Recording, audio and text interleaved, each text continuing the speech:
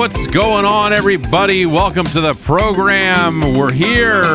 We're talking about video games. None of this is... Hello. Holy heck. We're here. It's the 30th of December, making our way into the end of the year one way or another. Holy smokes. A lot of talk about Mark Wahlberg in the chat. As you do, you know, this time of year, watch a lot of great films, you know, Max Payne. Who can forget his work in... There's a movie where, is he like a car... Are they car salesmen in that one? I don't know. What are the good Mark Wahlberg movies? I like The Big Hit a lot. Of course, Boogie Nights is a classic. People are saying The Departed in the chat. Okay, all right. The other guys, people like the other guys? Yeah, I don't know. Like it. The other guys looked a little too something. I don't know. Didn't immediately seem like a standout smash hit, but it looked okay. I don't know. Yeah, I don't know, man. Fuck Mark Wahlberg. In conclusion, the video was fat. The video was fat. We're almost at 2026, which means it's probably time to overhaul the soundboard. I'm not going to do that here today because it's still 2025. You understand. You get me. But there's a lot of these sound effects on this soundboard here that go underutilized, perhaps. And so maybe some of them need to be moved closer to me so that I can hit them more often. Like this one here. Powerball is a little bit of a reach. Powerball. This is Mr. Do. Yeah, you really got to want it to reach over there and get it. So, you know, that should be a little further over. Whereas these buttons from Daydream and Davey, awesome bummer. Awesome bummer. Maybe don't need to be there anymore. I don't know. They could either be further over to the right, or I could remove them completely. Yeah, maybe two buttons devoted to Are You Okay and Buster Wolf would be, I don't know, maybe that would be an interesting addition for 2026. But I don't know. That's it's always hard because there's only so many. I only have so many buttons to work with. There's buttons over here on my right hand, and then I have buttons over on my left hand as well, but there are fewer buttons over on the left, and the versatility of the buttons on the left is not as good. So when I reach over to the left, I can give you like a... I'm coming really soon. I'm coming really soon. You know, something nice like that. Baby! We can hit the Beyblade button, you know, but yeah, over here is the stuff that's a little more latency sensitive, so you can really mash on it. You know, which is always nice. Anyway, yeah, I don't know. We probably are overdue for a soundboard rework, especially with the new year upon us. So yeah, I don't know. Tomorrow is New Year's Eve. Last week was Christmas. It's been this weird kind of empty week. The kids have been out of school now for a week or so. They're going to be out all this week and into the middle of the following week, and so it's a long stretch for all of us to be here. So of course the weather has been terrible. You know, at Southern California. Well, no, whatever. The weather's been terrible. There was 3/4 of an inch of water in my fucking living room. The weather has been terrible. It's yeah, I don't know. It's been bad. There's a hole in my house and water gets in, and that's not good. So, what was that? That was last Tuesday. That was Wednesday. Last Wednesday, the rain started, and when it rains here, it doesn't mess around. It just rains. It doesn't rain very often, but when it does rain, it's a ton of water all at once on land that is not really good at absorbing said water. That's Southern California to me. And so a lot of groundwater collected, and then some of that started seeping into the house, and we woke up, and we were up and around for like a while, and then, you know, because it's the front room that no one uses, and so you know, my wife went out, came back, and then was looking. I was like, what's going on? and realized that there was a ton of water there. So it rained for about 3 days. It was a lot of me digging holes and then pumping them out. A lot of hole pumping. We talked about this on the Patreon exclusive podcast that happens on Wednesdays. That podcast still managed to happen after the water was cleared up. But hey, if you want to get in on the Patreon, there's never been a better time. Patreon.com/Jeff Gerstmann. You get an ad-free version of this show. You get access to the bonus show. You get early access to the Jeff Gerstmann Hall of Fame. You can suggest games for the ranking of the NES games. If you join the advisory panel, all sorts of options at your disposal. Go check it out. Patreon.com/Jeff Gerstmann. Thank you very much, everyone, for your support this year. For literally keeping the lights on as we navigate this insane landscape that we have all found ourselves in of video games and everything else. Here we are. But yeah, so a lot of water got in the house. I got it out of the house, with a series of towels and mops and just sandbags and whatever. You soak it all up, and then it rained for like 2 more days after that, and so I had to run out and buy a sump pump. I had to kind of dig a hole to get water from collecting up against the side of the house, which it loves to do, and basically pump that water over the wall into the front yard and all. It just a terrible. Just a terrible situation. We ended up calling somebody that day. My wife was just like, randomly calling phone numbers until someone, I don't know what she was doing, but she called someone and someone came out and he looked at it and quoted us a price and was like, oh yeah, you're going to need to tear these walls out. All right, bye. I was like, okay, yeah, right. I guess there's nothing you can do right now. It is continuing to rain. And so since it was still raining, it's kind of pointless to really, care about the inside of the house other than keeping a bunch of water out. And so, a series of sandbags, digging that hole, all that other stuff, I managed to keep it out. But then, it's been dry for a couple of days. It's going to start raining again tomorrow. And we're like, okay, let's start figuring out what these repairs are going to look like. And we got to repair the outside and the inside. And there's a whole thing. Couldn't figure out who we called. Ended up calling a different company. I'm really torn on this because we were lied to by a business, but also they seem good. Okay, so couldn't remember exactly who we called, who came out. So in trying to call them, my wife called somebody else and said, "Did we call you?" And it's because someone came out and quoted us a price, and they were like, "Oh yeah, he quit that same day, so we don't even have good notes on your house. We'll send someone out right now." And when this story was relayed to me, I was like, "Oh, there's no way this is the same company." And no, it was absolutely a different. It was absolutely a different company. And so this other dude from another company where they've got shirts and stuff, whereas the other guy had a hat, and the hat had an S on it, but I don't know what company it was. Anyway, they managed to get a guy out here, and the guy was really nice. He like really broke everything down and said, "Yes, we can do this. We can do this. We can do this." And so like the person on the phone was mad shady and made that up to get someone in our house. And I appreciate the shadiness of it in a weird way. As much as you don't really want to have, dirtbag liars repairing your home, I was also like, I respect it. It's a hustle.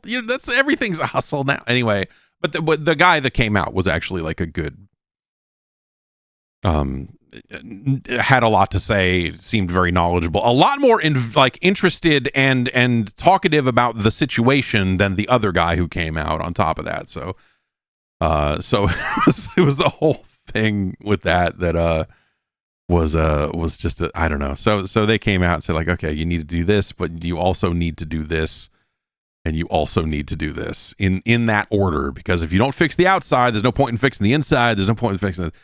And so we're waiting on an estimate from that to get that all to figure out how much it's going to be. I mean, if they quote us some price that's like sky high compared to the other company's quote, then maybe we'll shop around a little bit or something. But anyway, yeah, dude, and it's gonna rain. Also, it's gonna start raining again. Let's say tomorrow. But I actually got a notification saying like, hey, it's gonna start raining in 15 minutes. I was like, oh God, no, what? And so we'll get another 1.5 inches of rain, I think, over the next 2 to 4 days here, which isn't a ton, but the ground is already probably still pretty saturated from the last rains, and so that will probably be enough to flood the house again. If I don't, so after this show broadcasts, I'm going to go out and dig the hole a little deeper so that the sump pump has more sucking to do. And then we'll get the estimate from these guys and figure it out and get it all repaired and get it all taken care of. And then there's more kind of work to be done after that is a little less crucial. But it means that for the third time now living in this home, we're going to be we're going to have dehumidifiers running for multiple days. So at least it's in a different area this time. The other 2 times it was in my old office because the furnace was leaking, of all things. And that's bad. So at least this is a different wall. At least this is a different wall, right? Right? I don't know. But at least at least so we have mostly tile floors, and so all that water was collecting. We threw away some rugs that got soaked in it and were disgusting. Some throw rugs, just some little kind of whatevers. But it's a tile floor, so it was full of water, and I was looking at it going like, all right, whatever. I mean, at least this part of it is whatever. It's not going to cause a problem in this, at least I don't need to tear the floor out and redo the foundation because there's no foundation because it's on a slab anyway, whatever, man. It's yeah, it sucks, man. Anyway, that's been my week. That was my Christmas. I don't know about y'all's. Has been kind of dealing with all of that stuff, and there's a lot more dealing ahead with all of that. So we'll see how all that goes as the repairs take shape. Let's take our one break here, and then come back. We'll talk about some video games and get into it for reals after this. Hey, if you're like me and you're practically living in active wear shorts and shirts and that sort of stuff, you know how it can be. Sometimes stuff costs way too much, and sometimes it's terrible. It can be hard to find that right mix of something that is like cost effective but still good. That's what's been so great about Fabletics. It feels just as premium as those expensive brands, but without making your wallet cry, baby. When you sign up as a new VIP, you will get 80% off everything. And the quality is fantastic. I get some really good shirts and shorts and stuff that is going to last. Some of these clothes, especially, just getting stuff online, sometimes you end up with stuff that just feels like it's going to disintegrate in your hands. Not Fabletics. The quality. It was like a piece of high-end activewear that you might have to pay $200 for, but you don't. You're getting that level of quality for a fraction of the price. The membership feels like it pays for itself, The fit, the feel dialed in, It's not like waistbands rolling down and, stuff that keeps its shape. Jackets that are warm without being overly bulky. It's really just kind of like, the exact thing I need.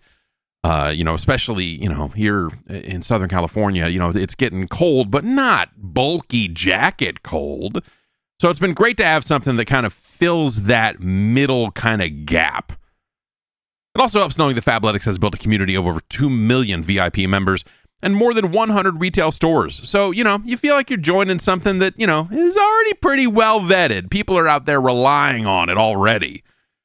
It's been really solid stuff, Every time I reach in the drawer and pull out something from Fabletics, it's been like, oh, okay, yeah, all right, we're gonna have a good day, instead of some of the janky 15-year-old T-shirts that are in that drawer rotting away.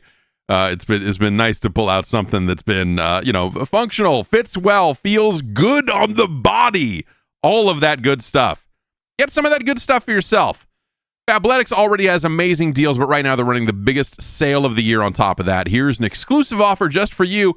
80% off everything when you sign up as a VIP. Head to fabletics.com/Jeff and sign up as a VIP to get 80% off everything. It's only available here. Go to fabletics.com/Jeff to sign up as a VIP and get 80% off. That's fabletics.com/Jeff.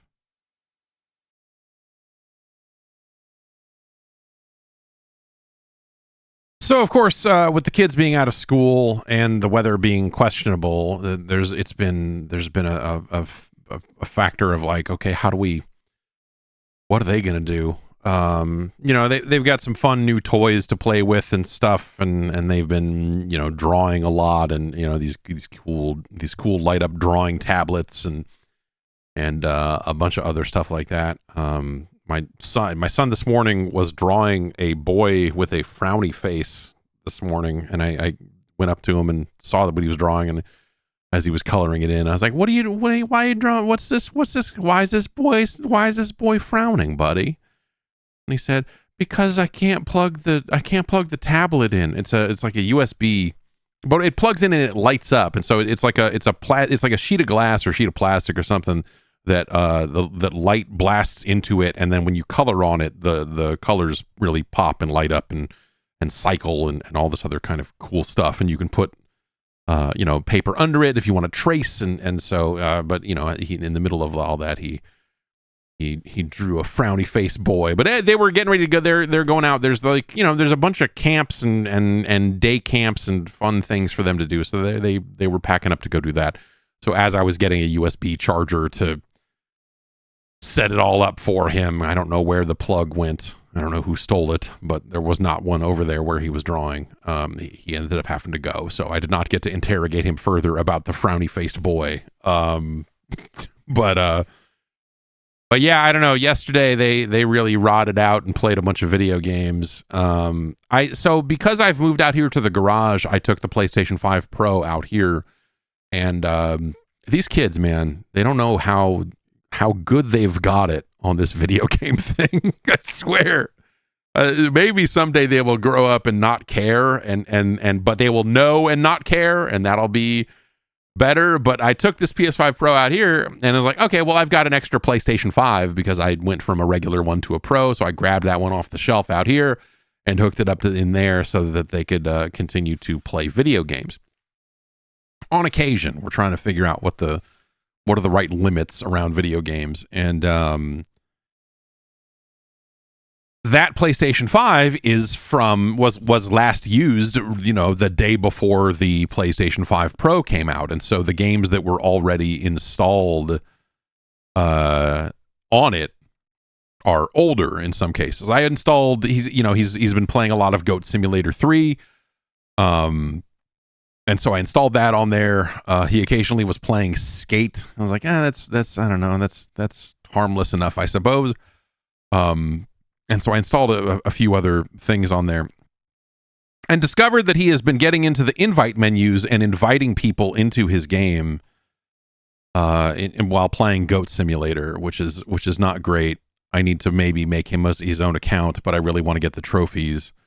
I got messages from one Greg Miller saying I can't play right now, basically saying I can't play Goat Simulator right now. And I was like, I got it on my phone. I was out here and I looked at my phone and I realized immediately what happened. I was like, oh shit. Ran in there and said, don't go into that menu. And then I realized I got an invite to Goat Simulator 3 from WWE superstar Xavier Woods the other day. And I realized like, oh, is he sending an invite back because he got one from me? And I had to run in there and don't go into these menus anymore. Like, I don't know, maybe I need to, unplug the Ethernet. I just want the trophies, man. He's been getting me so many trophies. How can I not?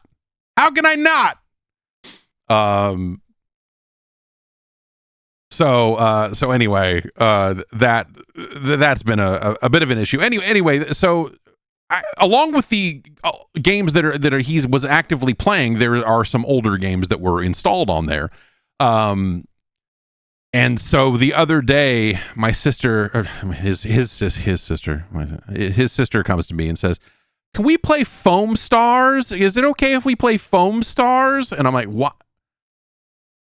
And I realized, like, oh, right, Foam Stars is installed on that PlayStation 5 because that's how old that PlayStation 5 is.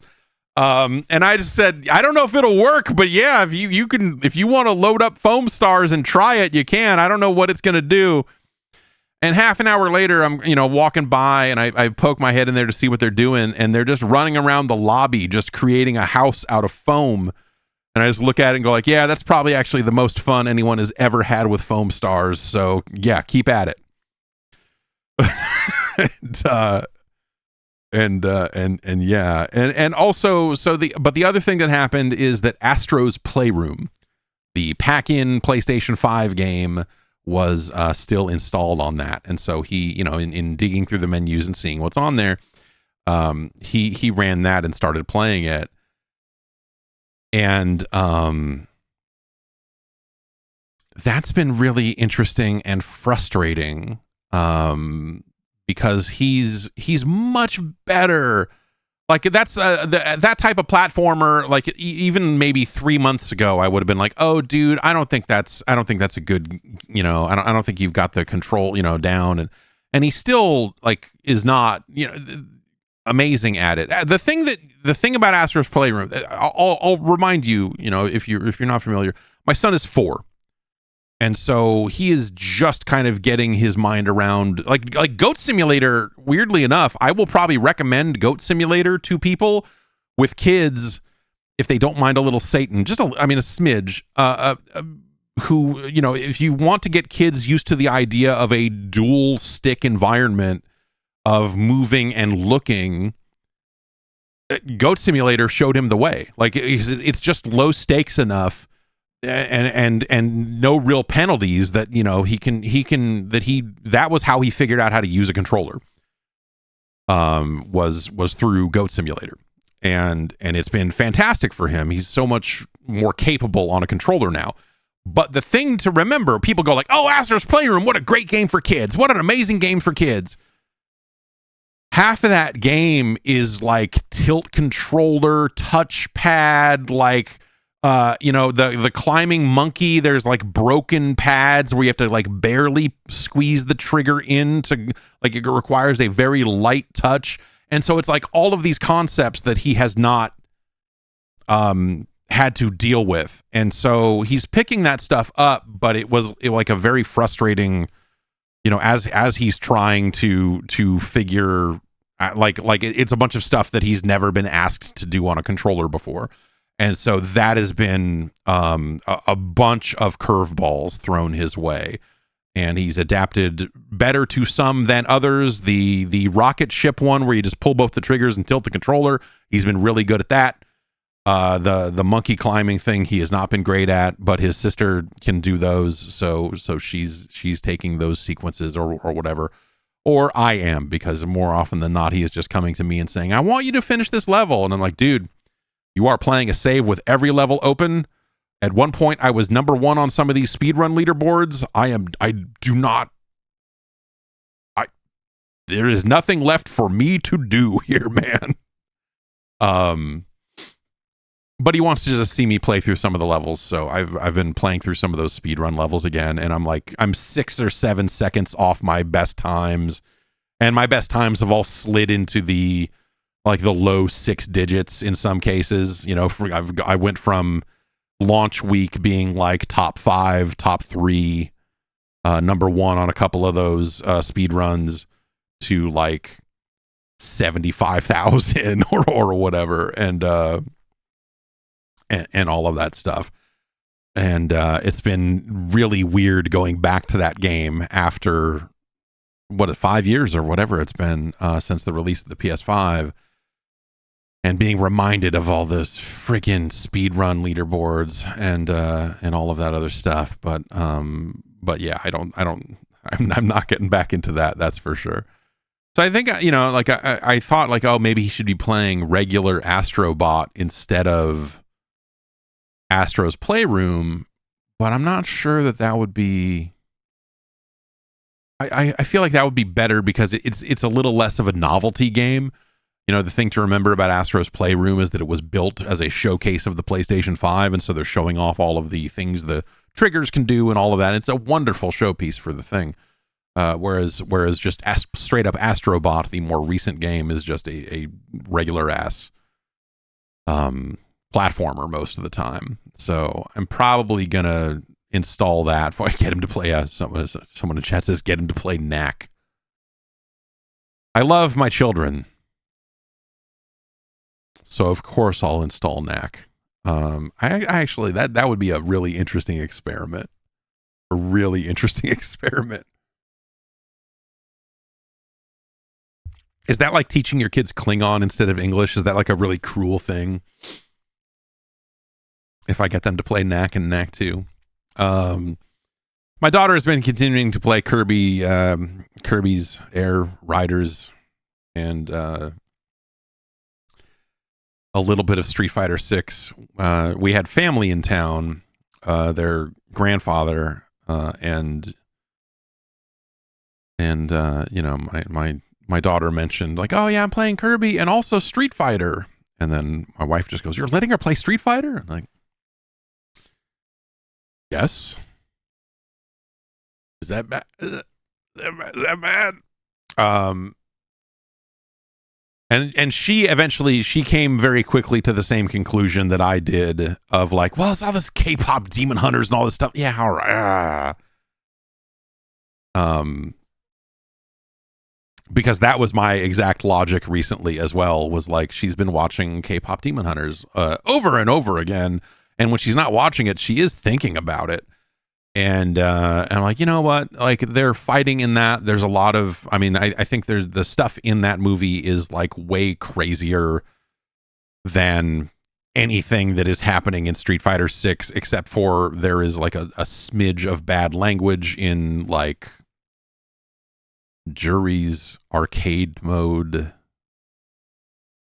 intro or something like that. There's like a little bit of that. A little bit of stuff there that I'm like, this is, I don't love this. She has her own account on the Switch 2 now, and it's not hooked up to a Nintendo account. And Street Fighter 6 is like these games that expect server connections are really nuts, because when they don't have them, they throw like 9 error messages up, like, oh, you can't do this. Okay, now sign into your account.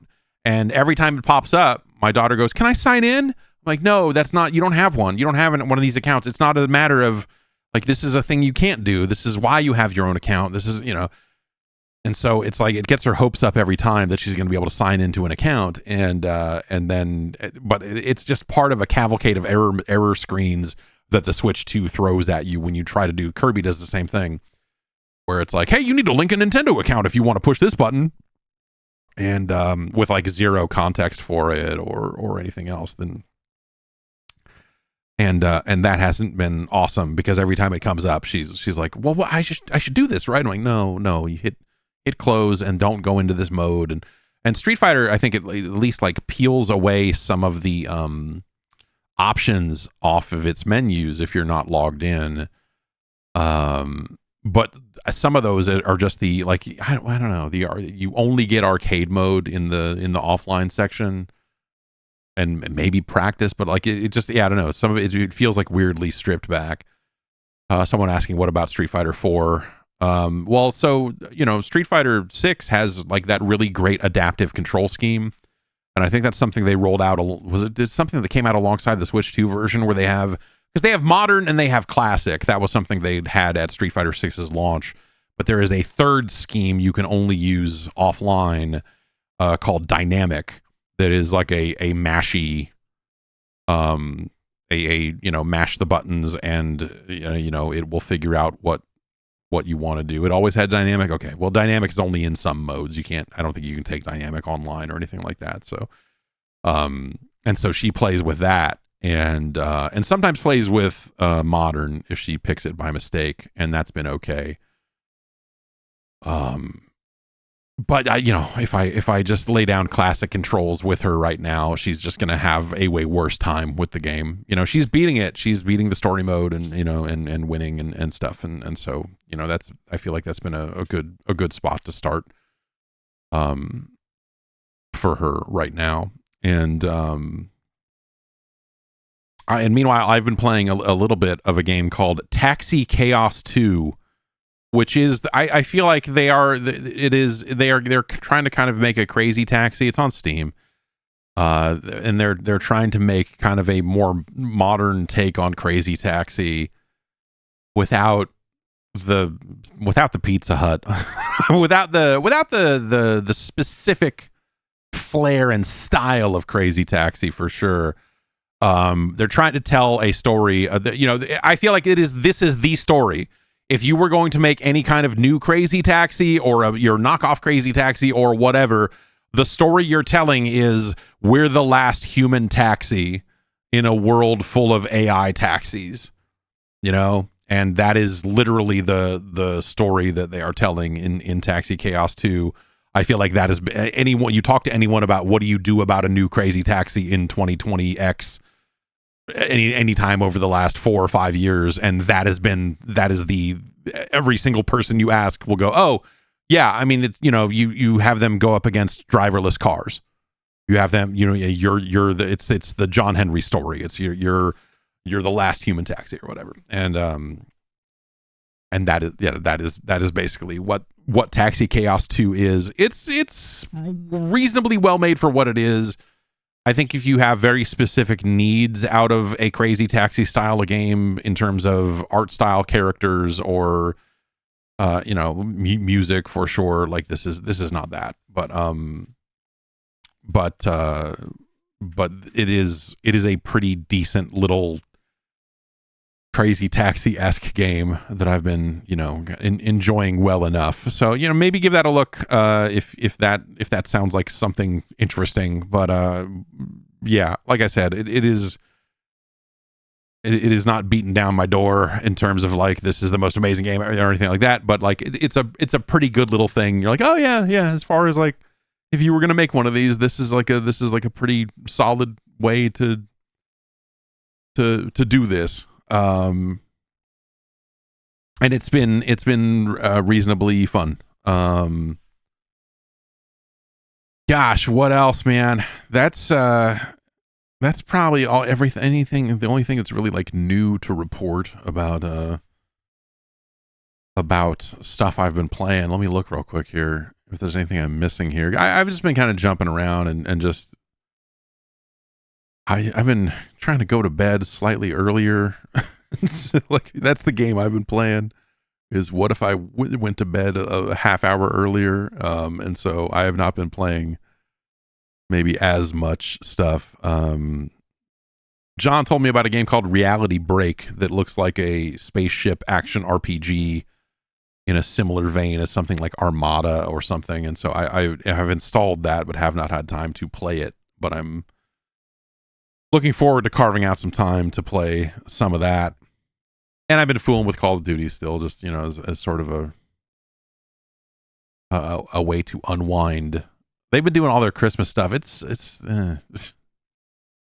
a stink of desperation on Call of Duty. And we talked about it a couple weeks ago, but like there continues to be a weird stink on Call of Duty in terms of how much double XP they're doing and all of the other stuff. Like there's just a lot of levers they seem to be pulling in the like, oh God. And also I feel like I am damn near done with this game and it's December. They're still in season 1. And I am already like, dude, I think I'm just about ready to uninstall this. Never Forever 4 asks, what's Christmas time in the end game like? They play Christmas music. That's pretty much it. And there are snowballs. In most modes, they have put piles of snowballs around that you can pick up and use as grenades. Use like they were grenades, basically. Yeah, I wonder if like I wonder what the player number, like if people are going to fall off that game faster, because that is how I feel about it.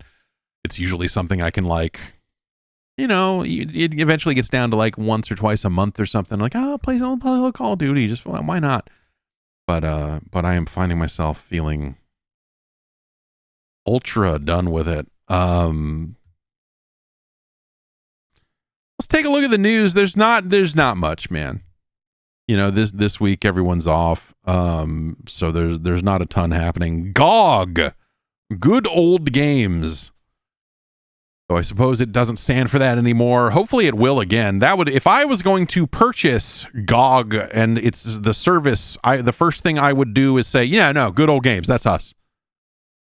At some point, they decided they didn't want to be known as good old games anymore and just referred to themselves as GOG, which I think is dumb. Good old games, it makes a lot more sense, even if not all the games they're selling are technically old. They're good old games. Either way, one of the original co-founders of GOG has acquired GOG from CD PROJEKT.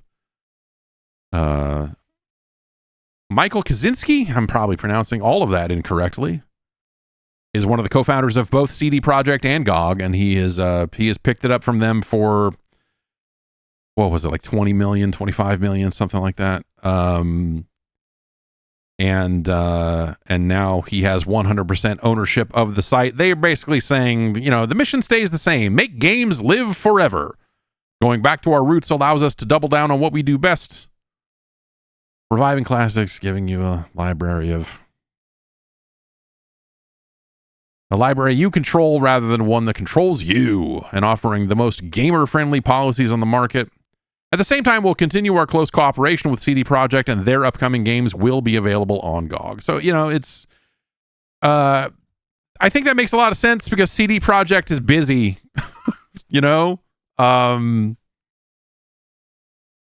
and they're busy working on games and probably don't really have a great business reason to invest in GOG.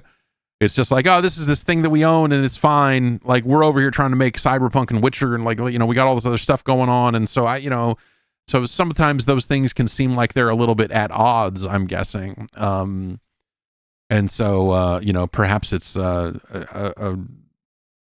not necessarily a bad thing. I'm not going to say, like, oh, it's a great thing. Like, I feel mostly indifferent about it, but it being someone's main concern does end up potentially making it more of a priority for someone to build and improve and all of that stuff. I think GOG came a long way, and then kind of stopped. GOG Galaxy as a client came out, which is like it's like a decent client that they tried to make into a multi-service client that you can attach your Steam library and your Epic library and all your other, like all this stuff to it. And it's like a decent little client that that is optional. You don't have to use it if you want to play games on GOG. So, you're not stuck to it or whatever. But yeah, I don't know. They also seem to be starting so they have had a patronage sort of thing, the preservation program, and so they're saying that is that is going to continue. It says here, if you're a GOG patron or you donate to support the preservation program, those funds stay within GOG. Your support has been huge this year, and we think with your help we can undertake even more ambitious rescue missions in 2026 and 2027, and we'll have more to say about that next year. We remain independent. We're building a platform that's ethical, non-predatory, and made to last while helping indie developers reach the world. And, one of the things they're trying to commit to, that they have been committing to, is this idea of, supporting games as OSs change and incompatibilities show up, that they want to, make sure that these games are going to, last forever. And I think that's a solid mission for some store to have. But I don't know, man. GOG is fine.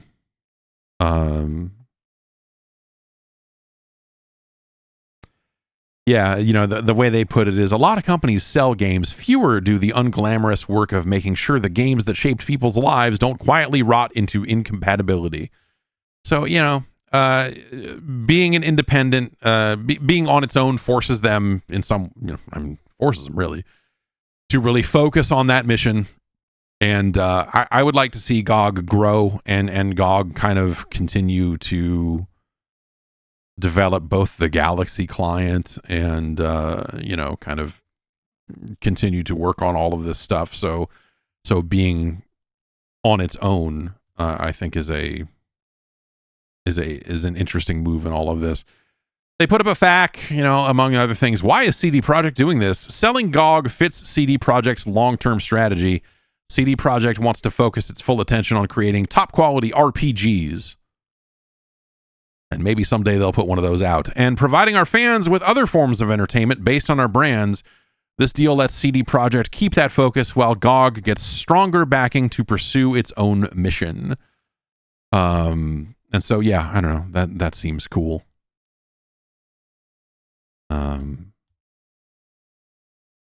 But as far as like what that will mean for people in the short term, probably not much. You'd like to think that leads to them being able to more actively pursue other games and franchises that are, you know, lost to time. I think, you know, like people keep wanting No One Lives Forever to live forever. Among other things. So, you know, I think some of that makes sense. Maybe he's just going to get it and turn around and sell it. I don't know. I think for all we know, maybe they'll spend some time on it and working on some deals and sell it on to someone else, or, you know, but you know, being free from CD Projekt probably gives them room to pursue interesting partnerships and you know, and pursue specific games and franchises and stuff that, you know, that they have always probably wanted to have, but it's not been a main focus for the company, and so they might not have the resources to really get out there and make that work happen. So, you know, at least that's the theory. We'll see how it goes in the coming year. Speaking of the coming year, I feel like this is something we've been talking about for about a month now. Insider Gaming is kind of bringing it to the fore a little bit further.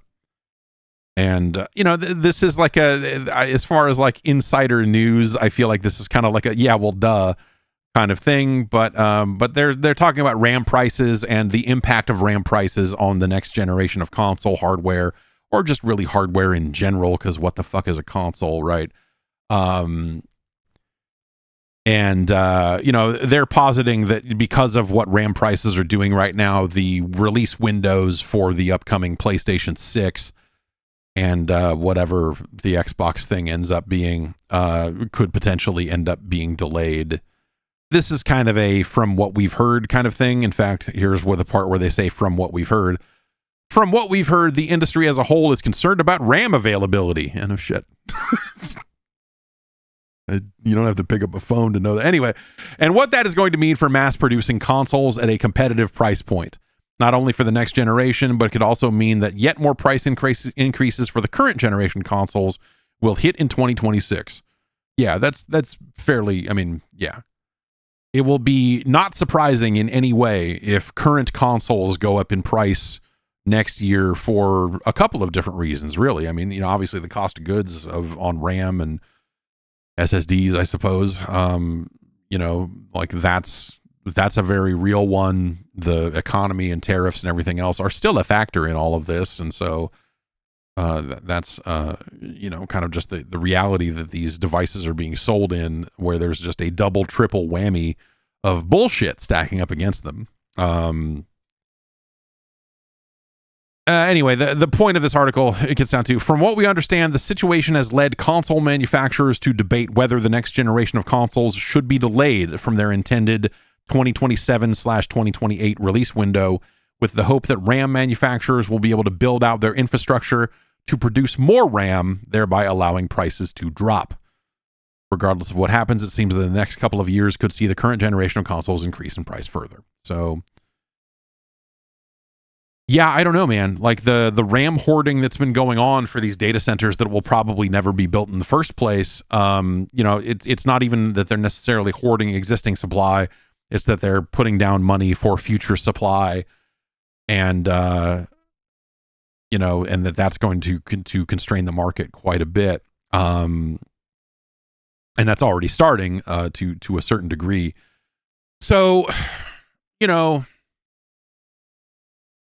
yeah, I guess. But the other side of that, when we talk about delaying the PlayStation 6, when we talk about delaying the next Xbox hardware out of this window, this window is starting to take shape pretty firmly. This 2027-ish release time frame is starting to make sense for a handful of different reasons that don't really change even if RAM is more expensive. And so that is actually the larger problem, I think, is that we're going to see these cost of goods go up.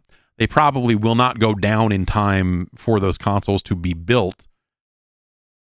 But also, at some point, you've made the decisions you're going to make about your console. You've made the decisions about, your CPU, GPU, your APU, I guess, really. But you've made the decisions about the guts of that device.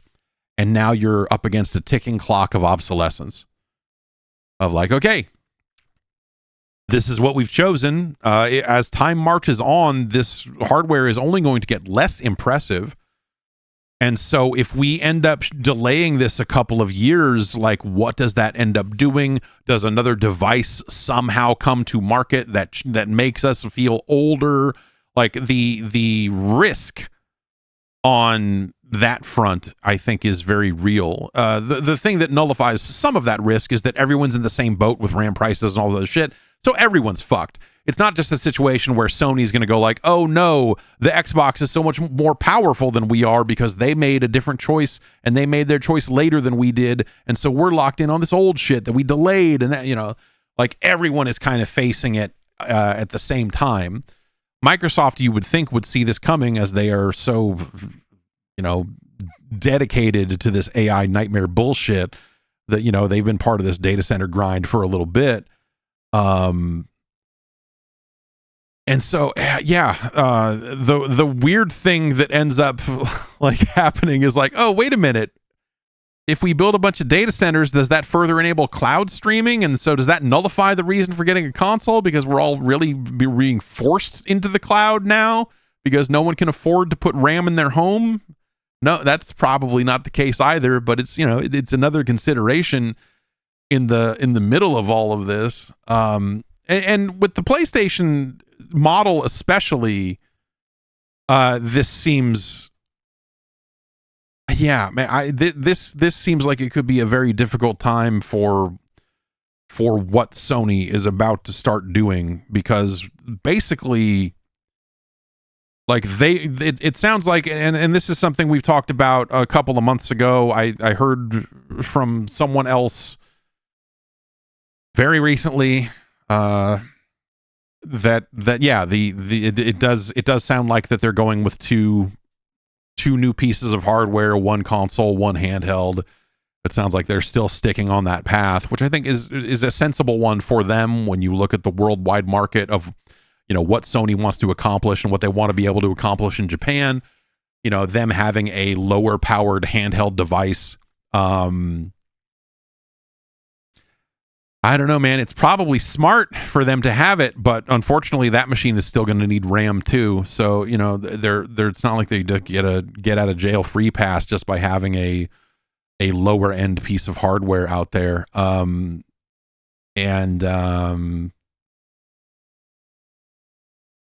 Whatever they end up doing with the console, So I guess it really feels like everything is still in flux, which I think is, kind of been the standard message around this stuff for a couple of months now, at least. I mean, this was kind of this was part of the discussion when tariffs were kind of the main focus here, and now that the economic landscape has really shifted, and now on top of that, now we're getting these increase in RAM prices and SSDs on top of that. Like that's that's just kind of more fucking shit on the pile for these people to have to deal with as they try to make new consoles and whatever. But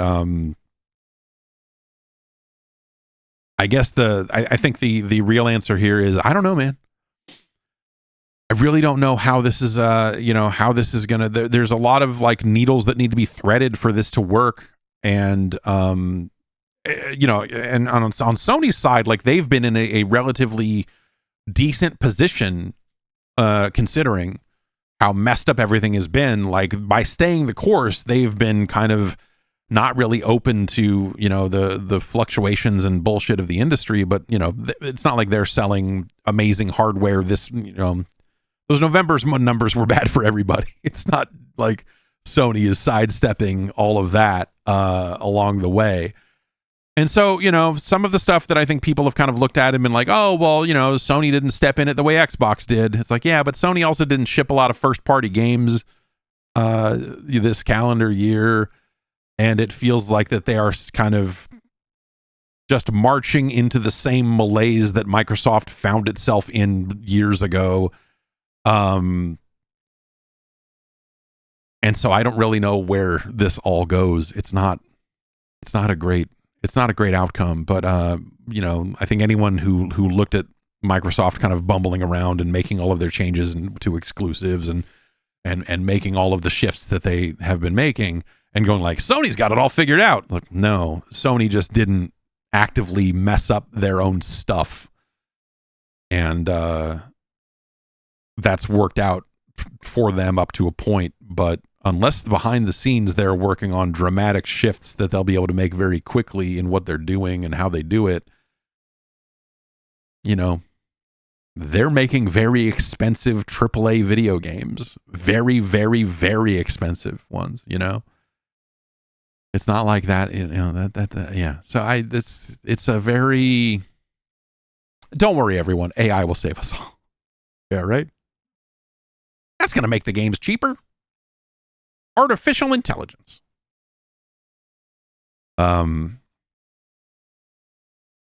yeah, I don't know. There's a lot of weird stuff happening around the edges of that, and of course, people are asking the questions that they should naturally be asking at this point, which is like, hey, wait a minute. If all of that RAM is going to be expensive, how are we going to make a bunch of PlayStation 6s, and how are we going to sell them if we have to eat that cost on RAM or pass that cost on? Either way is a bad outcome. What do we do? They're probably still trying to figure that out. It's a real mess for everybody. There's someone it seems like bullshit, but at the end of the day, it was the thing we heard about the PlayStation 5. I saw someone trying to pass off some rumor like the PlayStation 6 is going to be able to play every generation of PlayStation game, including PlayStation 3. Which is funny because that was what everyone said about the PS5 for about a month there before it got announced and before it got confirmed and everything. It was like, no, they've got this emulation technology. They've got it figured out. They're going to do something that honors the full legacy of the PlayStation and blah blah blah blah blah blah blah. I think that would be really cool. I think it would be fun to have an official solution to PS3. But I wonder if they reach a point where, like what does that actually mean? Does that mean, oh, we've got the software emulation down and now we're going to sell the games again? I just don't think that we get to a point as cool as it would actually be. I just don't think it makes good business sense for Sony to say, hey, we did all this and you can just put your discs in and they work. Like, that'd be great. That'd be fucking kick-ass if I could just take a bunch of PlayStation 3 discs and put them in a PlayStation 6 and they just boot and run. That'd be bonkers. If I could put in PS1, PS2, like the PS4 disc, fuck it. Like, if it would just play all that stuff, that would be really neat. But I think it's more likely that a PlayStation 6 will mostly not come with any drive at all. So, like, what are we doing? Like, that's... they'll sell an add-on drive sort of like they did with the PS5, but I bet when PS6 launches, they will continue to stick with this modular, do you want a drive, yes or no, and you can add a drive to your digital console later if you so choose. I think that's like a smart way for them to go, because it ends up being it ends up kind of being a helpful situation for the people that don't have the bandwidth or whatever internet situation they're in various parts of the world where they can't download games. You know, it's like, oh, okay, here, bolt this to the bottom of your thing, and then you can buy these discs and put them in. But that's not, you know, that continues to not be the main way that people buy games anymore. And it's just hard to envision a scenario where they spend a ton of time caring about discs of any stripe, of any generation, when it comes to, you know, a console that is still not going to ship for another 2 years. I mean, I think the nature of physical discs is just broken basically beyond repair anyway, you know, for as much as people go like, this has the whole game on the disc and this works and this, you know, like as much as people get riled up about that, it's such a, you know, it's not a percentage. It's not a huge percentage of shipping games that are just like, oh yeah, there's no day one patch, there's no nothing, just here's the game, go. Like that's just not the reality of this stuff anymore. So, Handemonium Flow says Nintendo is looking forward to this future so much. No more leaks. I don't know, man. There was a while there last generation where stuff was leaking off of their own CDN. So I wouldn't, before you go giving Nintendo a bunch of credit for making a good and secure system, that is not something they're super known for. And yeah, and then yeah, you know, as disc prices go up, what are they going to ship in these consoles anyway? Is it going to be 512s? Are we going to go like below a terabyte? And below the 850 or whatever the modern PlayStations ship with? You know, there's a lot of weird stuff like that. But I do think that, you know, the physical disc will continue down its path of becoming like a boutique kind of special release for people who really want that, and they will find ways to incentivize that around, like, it came with a really cool Shadow the Hedgehog statue that's completely intact and not completely broken and fucked up. Now give us $140 or whatever the fuck it is. You know, and that's what physical games will end up being. It'll just be like, hey, here's this bonus thing. They're not within arm's reach. I decided to buy physical copies of the Mortal Kombat collection, of the Mortal Kombat Legacy collection. Did I talk about this? I may have talked about this last week. But I ended up buying. Yeah, here there.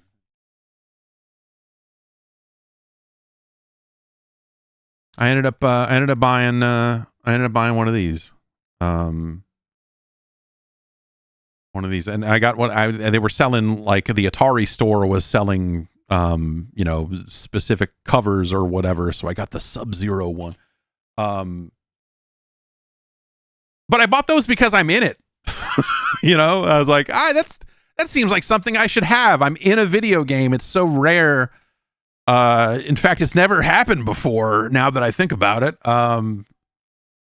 So, you know, I think I've made my way into the special thanks of a small handful of games over the years or whatever. But I was like, you know what? I'm in this the thing. Duxall says they should have given you a physical copy. They gave me digital copies. I got a lot of.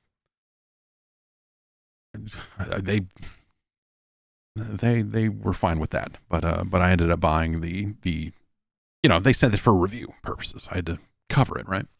Anyway, but I bought the physical editions because I was like, that seems like something I should put on a shelf. I don't need to open it because I've got all these digital versions of the game that I will never need to open those boxes probably. And so, but I felt like I should have it. You know, and it's like, I feel it's weird, man. I've been doing this a long time. I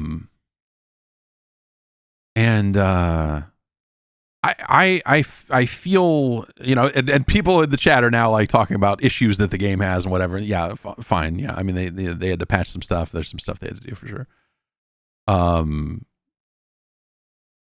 It's cool. I feel very I don't know, honored. I don't know, the like being able to be a part of that collection and being able to be a part of this Mortal Kombat documentary thing and literally being like the first thing you see when you turn it on is bonkers to me.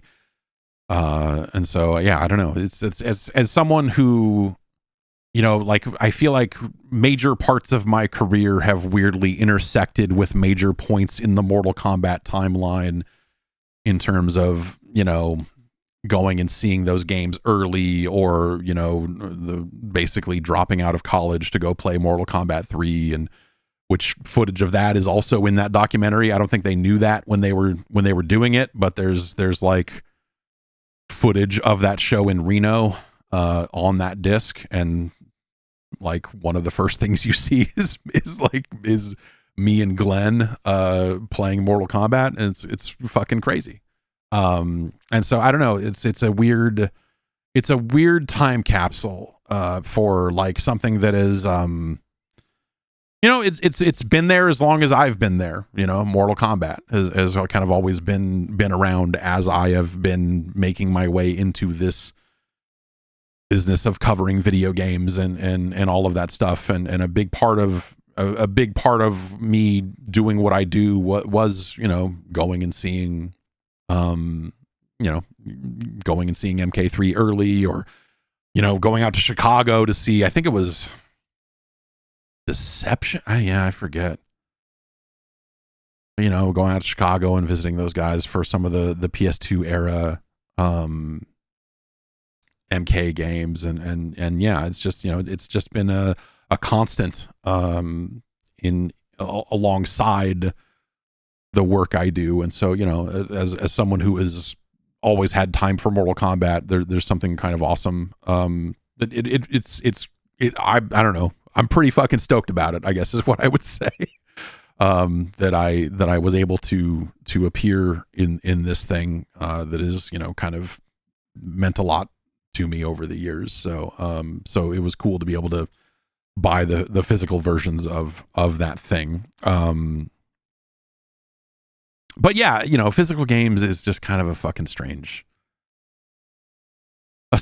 beast. It's not like movies, it's not like music or whatever, because with movies and music, the thing is the thing, and you can rip those discs and put them wherever, and you make your own backups and do what you need to do. And games are have become such an ephemeral thing. I don't necessarily think that's a bad thing, because like, games are connected things, and that's a lot of fun. The way games connect to one another, the way games can bring people together, and all of that sort of stuff, I think is really wonderful. And we've seen a really interesting influx of kind of smaller multiplayer games over the last year or two.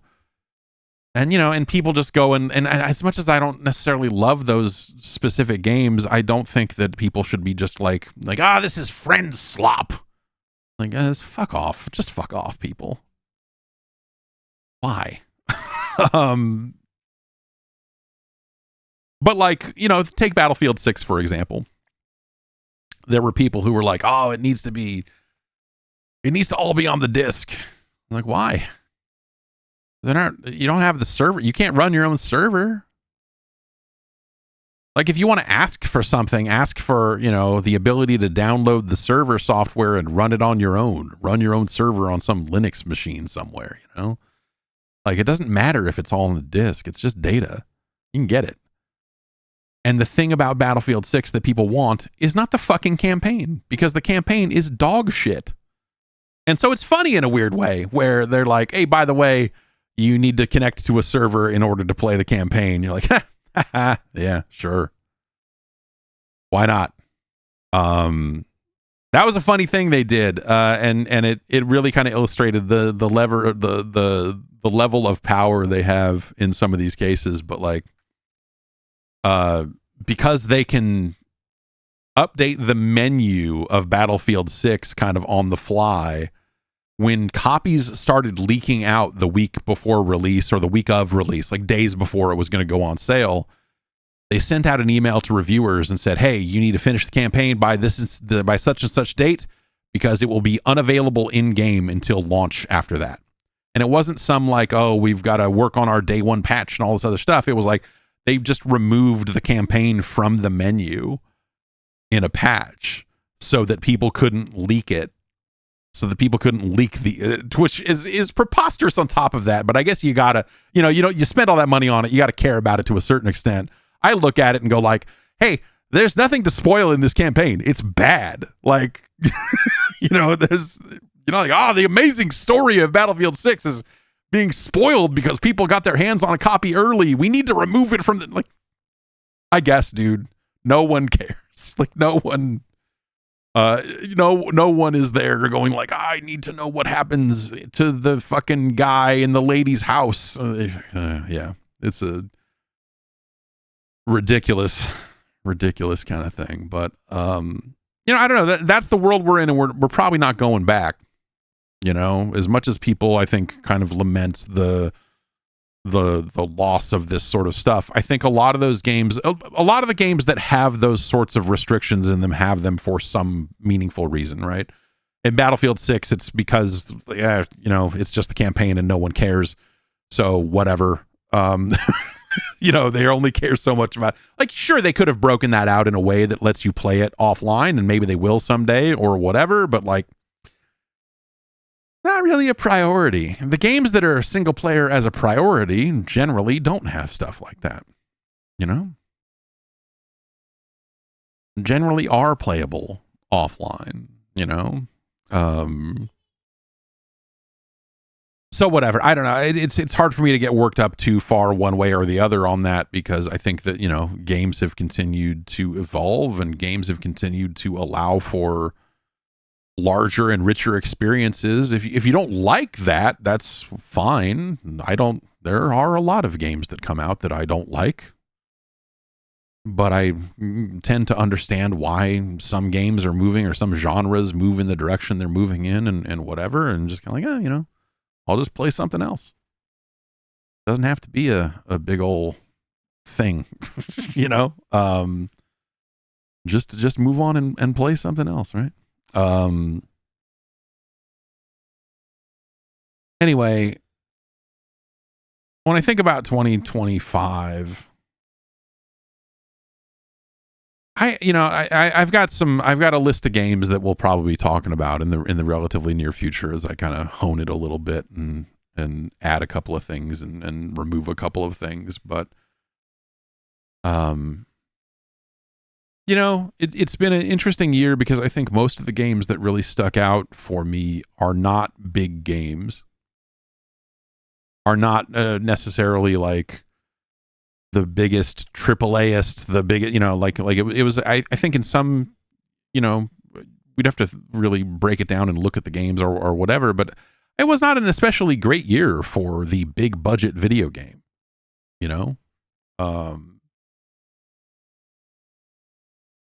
in the competitive space. I mean, obviously, Call of Duty is having something of a shit year. Battlefield is doing what it needed to do. It seems to be. I don't know what their numbers are or whatever, but it does feel like Battlefield broke through in a way that like the last few haven't.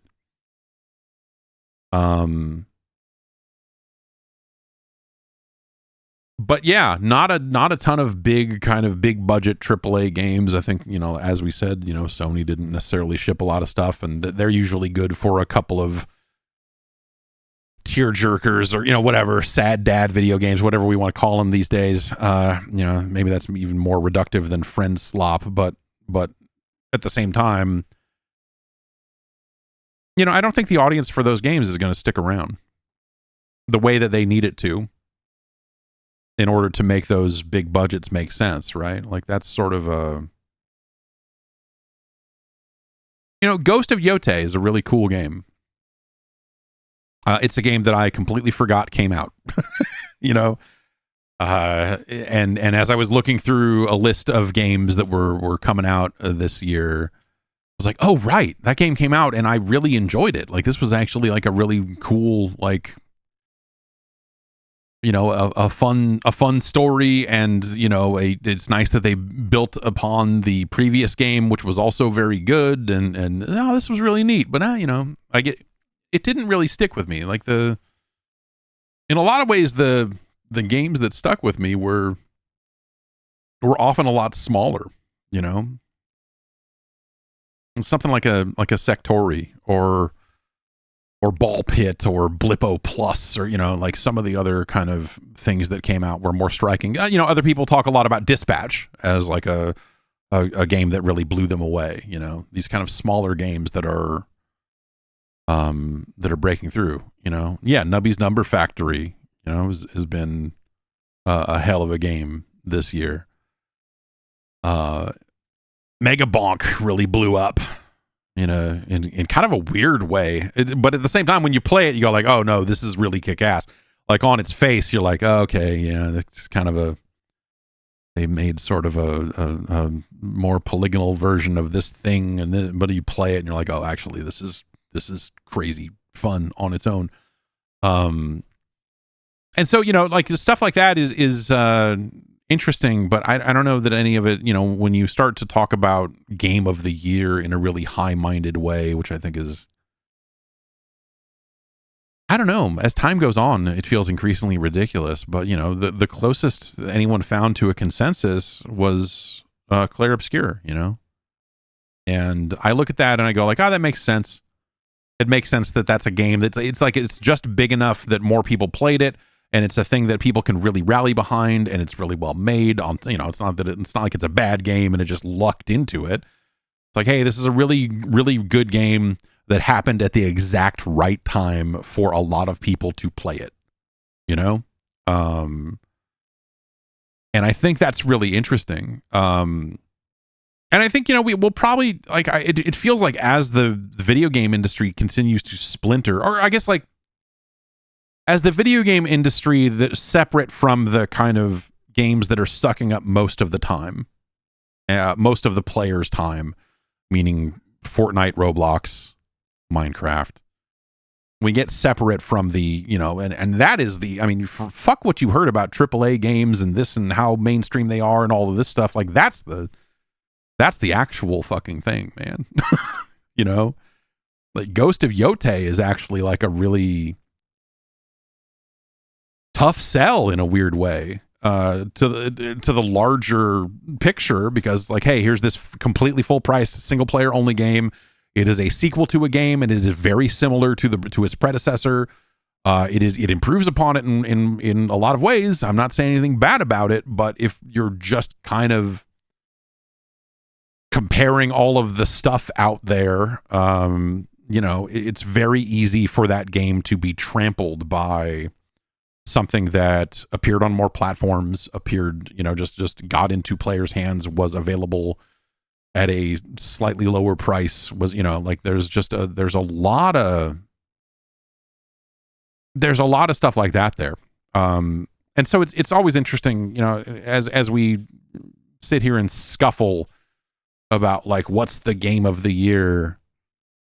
You know, the games that are still sucking up all the oxygen continue to suck up all that oxygen, you know, and everyone else is just like, you know, it's winning awards, it's very good, but it's, you know, it's kind of fighting for scraps when it comes to overall player hours and all of the other stuff there, you know, because all of those other games are just sucking up so much attention.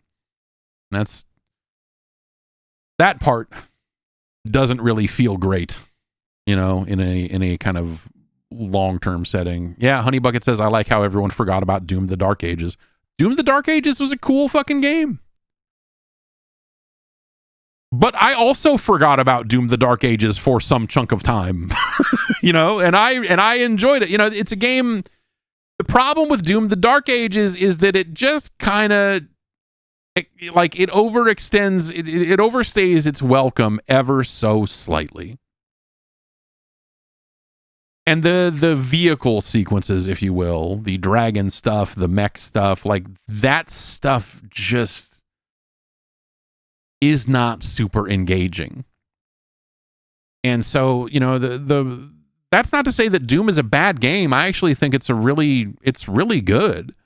It just has a couple of issues that drag it down, and also like it's just, you know, it's fine.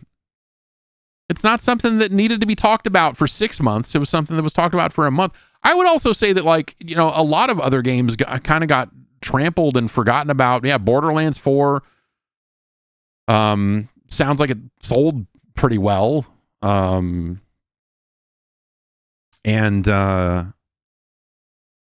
know, I think it's a solid improvement over Borderlands 3 for whatever that's worth. It's a really low bar.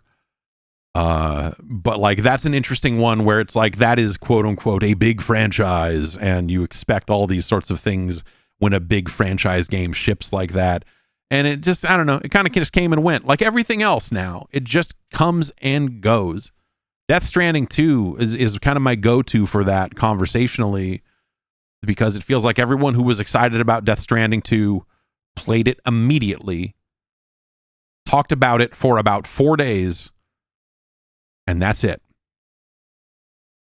You know what I mean? I would also say that Blueprints is a game that feels like everyone was obsessed with it for that 3 weeks, that month maybe, and then it just went and it's normal, right? Like these are single player games. You finish them and move on. You play them, you talk about them with your friends, increasingly on a Discord server or something like that, in ways that don't, you know, are kind of out of the public view a little bit. And that sort of stuff just kind of doesn't, like the conversation doesn't happen visibly anymore. And everyone just moves on from thing to thing to thing. And for as much as some of that is very natural, because what is there to say about Death Stranding 2 all these months later, unless you're just now playing it for the first time? Any conversation you wanted to have about Death Stranding 2, you had then. And so maybe it comes up and you talk about it here and there, but it's not, you know, whatever. Yeah, Ready, Set, Victory says Hades 2. Yeah, people didn't really talk about Hades 2. Hades 2. Yeah. I think Hades 2 is really good. I will also say that I have not played as much Hades 2 as I thought I would.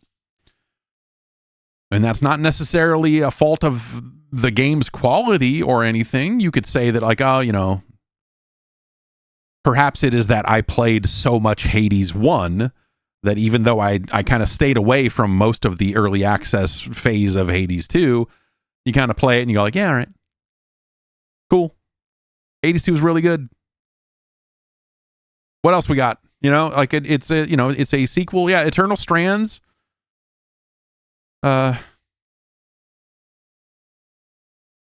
says Eternal Strands. Eternal Strands was a really interesting game.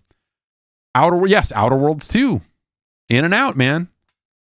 And that's a longer game than a lot of this other stuff. You know, following people who worked on Outer Worlds 2, I think I saw a little bit more of people talking about it than maybe other people may have. But Outer Worlds 2 is a game that I actually have it installed twice for some reason. I have the Xbox Store version and the Steam version installed. I should probably uninstall one of those because the saves don't move back and forth between them. But I had there was an issue. There was an NVIDIA issue at launch with Outer Worlds 2 that has long since been corrected, and I keep meaning to get back to it and play it because I liked Outer Worlds 1 just fine. And it sounds like Outer Worlds 2 fixes a lot of the issues I had with Outer Worlds 1, and that it is a funnier game and all of that stuff. And I'm like, yeah, I should really play that. But I just haven't, I have not been able to make a ton of time to go back to it. And then there's stuff like, you know, some of these multi-platform releases that are staggered in some ways. Like, did you know that Flight Simulator came out for PlayStation 5? Like, I think was it this month? Like, they put that out. And that's crazy. Microsoft Flight Simulator 2024 out on a PlayStation 5 in 2025. Avowed came out this year. Avowed was really cool. Yeah, yeah, they put out that re-release of Gears 1. That re-release of Gears 1 came out. You know, Power Wash Simulator 2 came out. You know, there's a lot of like big releases that you look at and go like, this is great. So many great games came out this year, and it feels like a lot of them just got trampled. Yeah, Skin Deep is another great example. Kusanagi says, yeah, Skin Deep is a really fucking cool game.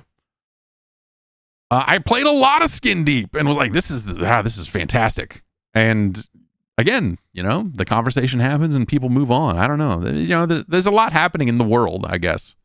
And social media is even more broken than it has been. And so, you know, the conversations get split and spread, and, you know, just there's not a lot of those big areas left to talk about games and all of that stuff. Avenger Ninja asks, have you tried the Paladin class in Diablo 4 yet? No. I still have Diablo 4 installed. That's a potential thing I could do. I have access to that, but it has not been at the top of my list. Like, the idea of playing more Diablo 4, especially starting from scratch with a new character class, I'm just like, fuck, man, I don't know. Keeper's a good one. Keeper's a really cool game. Keeper is a game that as I was playing it, I was thinking, man, no one's going to play this game. Because no one's even going to know that it's coming out, because it just, they talked about Keeper at like Gamescom or whatever, Summer Games Fest. Like it showed up there and then it was out. And I was playing it like the you know, it came out right around the same time as the ROG Ally X was coming out. And so I was trying to play Keeper on that thing and it was just busted. It did not run well there at all.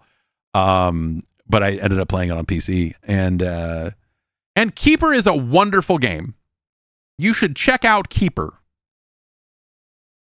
Put Keeper on the list of 1,000 games that you should look at, because Keeper is a nice, like the art is wonderful. It tells a nice little silent picture style story. Double Fine did a really good job of making a really fucking weird thing where you're a walking lighthouse, because of course, right? Why wouldn't you be? And you play it and you're done. Or you know, you could theoretically play it again, because I know I did not get every single achievement in it, so I'm sure that there are things in Keeper that I didn't do. But I'm good. I liked Keeper. I don't need to ruin my time with Keeper by playing too much Keeper. You know what I mean? But yeah, the year has splintered us in so many different ways, across so many different mediums and types of, you know, whether it's games, movies, music, everything is just as segmented as it's ever been. Especially in games, once you get outside of the Roblox, Fortnite, military industrial complex. Which people liked a lot of Fortnite stuff this year. Like that Simpsons stuff seemed to be incredibly well done. So as much as it's, you know, you want to like shit on Fortnite, like even Fortnite is doing fascinating things, you know, like it's a really, yeah, again, the world is really fucking weird now. And it has been heading in this direction for a couple of years now. It's not, you know, it's not like this is a sudden turn where like, why is no one, I feel like I've been talking about it a lot. But when we go back and revisit the year, this has maybe been the year of like people talking about games and really loving them, and me not having any level of real interest in them, and vice versa, you know? And I feel like that's a good thing. It just feels like that there's a wider swath of games that people are talking about and putting on these pedestals and vouching for. And it all kind of, a lot of those conversations get crushed under the weight of just how dominant Clair Obscur has been. And the way Clair Obscur has found its way, you know, into every one of those conversations. And whether it's the best game or it's the game that everyone could agree upon was, if not their number one, then their number two, which is often how games of the years get chosen in a publication specific setting. It's the game everyone could agree on, maybe, but I don't want to take anything away from it either. You know, like that's not me. Like it's just, you know, people really like that fucking game. I don't care for it. It's fine. it's you know, like just unsurprisingly, not necessarily the sort of game that I'm into. So that and Silk Song, which I feel like Silk Song really got less so than a lot of other games, but it feels like a lot of the Silk Song conversation, what, you know, was weird and didn't happen. You know, like I don't know. For a game that everyone was dying to play, it came out and people played it and went, yeah, that was that game. Been waiting for that one. Awesome. Anyway. And,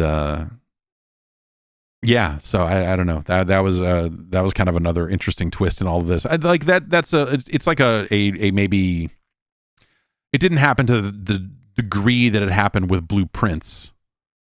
Which Blueprints, I don't think they ever fixed any of the colorblindness stuff in there. When that game launched, I was unable to play it, and they had a page in there that said, we're working on some colorblindness stuff.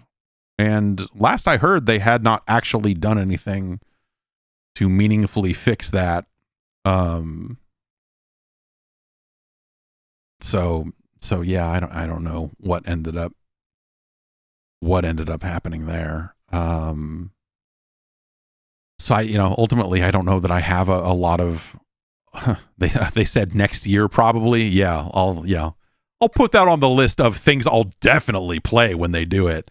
Like I get, hey, small teams and they got to pick and choose what they fix and all of that. Like, I don't mean to be too much of a dick about it, but the idea that like I'm gonna in 2026 have time to finally play Blueprints.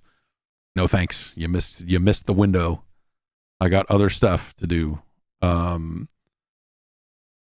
So yeah, I don't know, man. It's just a real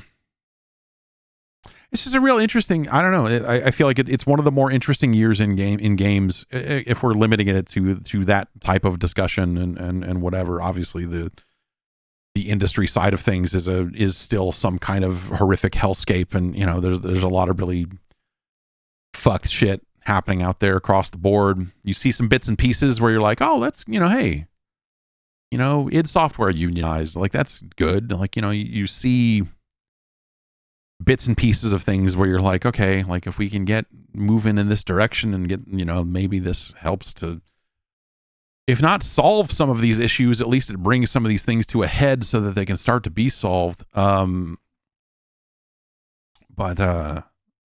yeah, it's a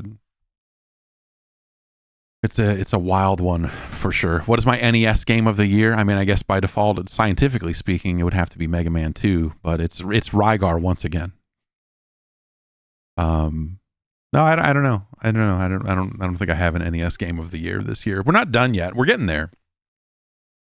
99-ish games left to rank on the old NES list. So that's something that we'll finish up in 2026, I assume. At a rate of 4 to 6, let's call it 5 games a week. 100 games. That's 20 weeks, right? So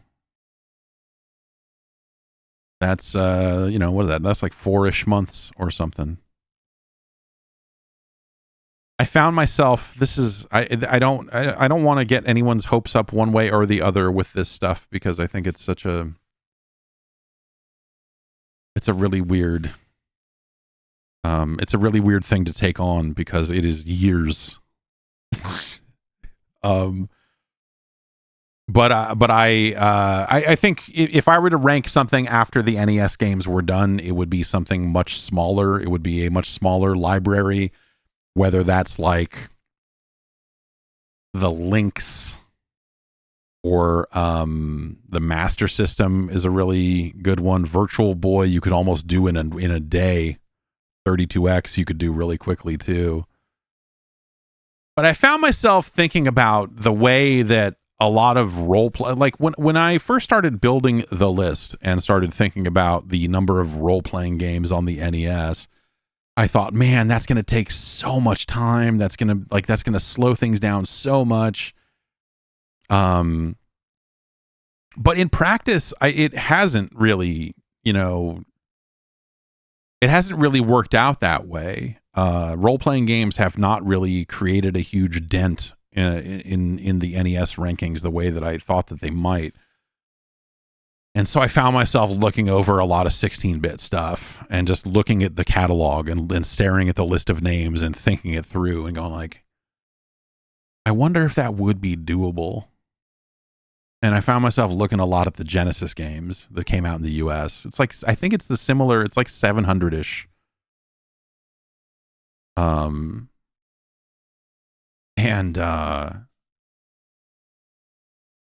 looking at it and going like, this actually seems doable. I would need to do all the Genesis add-ons along with the Genesis. No, because those are separate libraries. Like that would, the 32X would be a separate list. You don't rank 32X games against Genesis games. That's stupid. You don't put Sega CD games. You can't compare Night Trap to Flicky. Are you fucking insane? But yeah, I don't know. There's it definitely like got me thinking like maybe the 16-bit stuff would not be as awful as it initially sounds. Yeah, CD32. Yeah, if you want to like just a cavalcade of dog shit video games, Donk the Samurai Duck is the number one CD32 game as always. But yeah, I don't know. It is something I'm at least thinking about and like getting excited about because I'm like, oh man, it would be so much fun to play this console's games or this console's games or whatever. But yeah, it's a lot. It's way more than you think it would be, I guess. Ranking all the NES games has been way more than I thought it would be. That's not entirely true. I knew going in, like, this is something that, like, if this is something that works its way through to completion, it will take years to do it. And that's crazy. But, like, that's the joke, right? The fun thing about starting these is you're signing up for something completely stupid. Like, there's a part of it that's just like, this is absurd. The number of weeks, the number of years this is going to take to absolutely do this is to do this to completion. Will something else come along that's more exciting? Will people like it? Will people not watch it? It's the sort of thing that, like, if I had kept doing it and people were not into it, I probably would have slowed it down or stopped it at a certain point. But people have been liking it, and it's been super fun to do it. At the end, will I publish a book about the experience? No, there are so many NES books out there. Like, Jeremy Parrish has already done so much work on big NES books. Like, it would be really fun. Like, if okay, I'll put it to you this: if I were to do a book, it would like, for as much as we talk about the science during the show itself, it would quadruple down on that. It would be like pictures of me in a lab coat saying, no, game X, whatever game is absolutely fucking terrible. Like, it would be like the only way to do it would be to really quadruple down on, like, shitting on games, scientifically speaking. And I think that would be really funny, because it would be like standing in front of a chalkboard, arms crossed, going, like, whatever. But, like, I think the space for books about NES games is so well worn at this point. Like, I don't think people need it. If there was another platform or something like that, then I would feel differently about it. It is specifically the NES, that I think has been covered to death. But that's, I mean, honestly, that was my worry going into doing the videos, you know. The big concern was like, man, it was the big concern, and also kind of the driving force that led me to do it in the first place was like, man, these games have been talked about to death. The NES has been covered to death. There's like nothing left.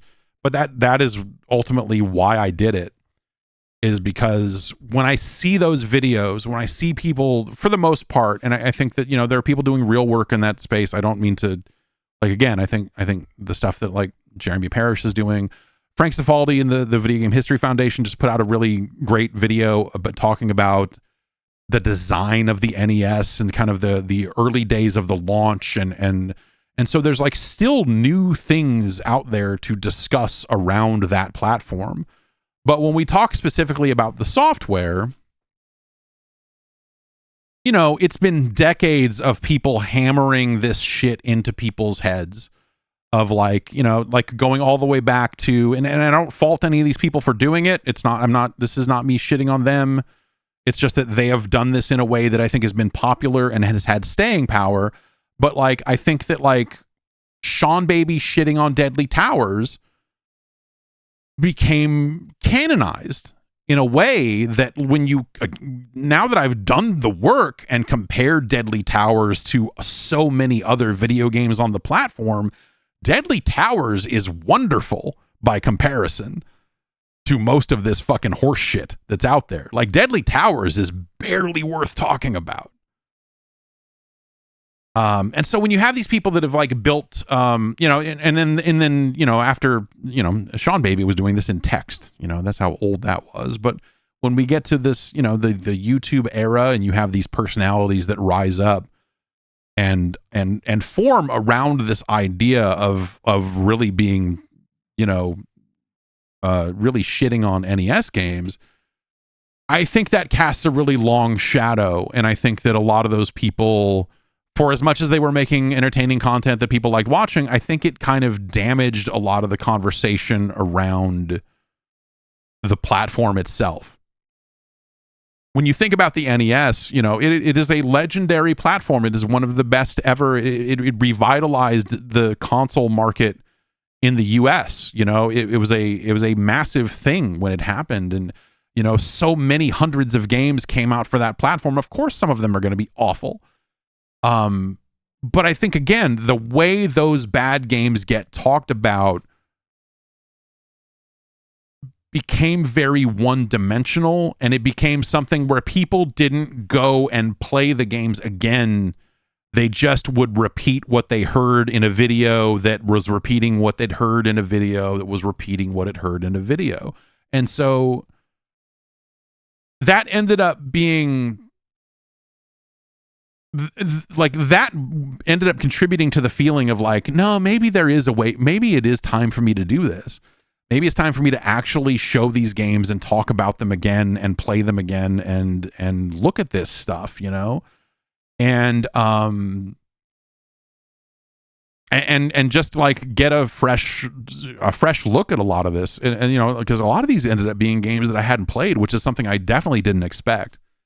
You think like, oh, I rented so many games for the NES and I played so many of this and that, and you know, like you just assume that you've seen it all, you know, between that and every issue of Nintendo Power and all, you know, like the way all of that stuff gets discussed, you know, you think you've seen it, but the depths, man,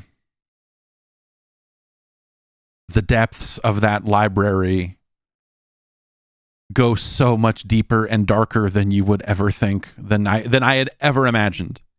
There are bad games on that platform that seem impossible, you know, and a lot of surprising games that, you know, like, because again, as someone who, I punched out of the NES basically in '89 or something, you know, like basically as soon as the Genesis came out, I was trying to get new Genesis games. I was not, you know, focusing on what was coming out on the NES because it was just a bunch of fucking whatever. And it was like, you know, this stuff, like, you know, these games were getting 16. Krusty's Funhouse was coming out on the Genesis. I didn't care that it came out on the NES, right?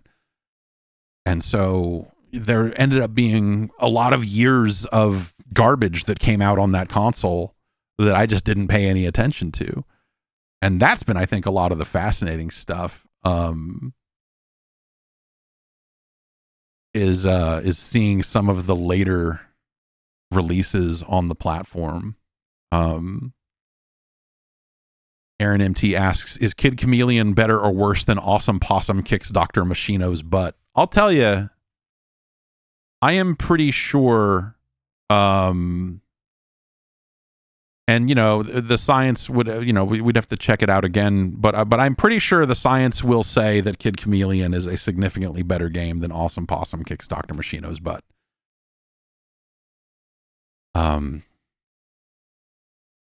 Because Kid Chameleon is a decent video game. Awesome Possum is a funny bad video game with recycling trivia between levels, and that's fascinating in its own weird way.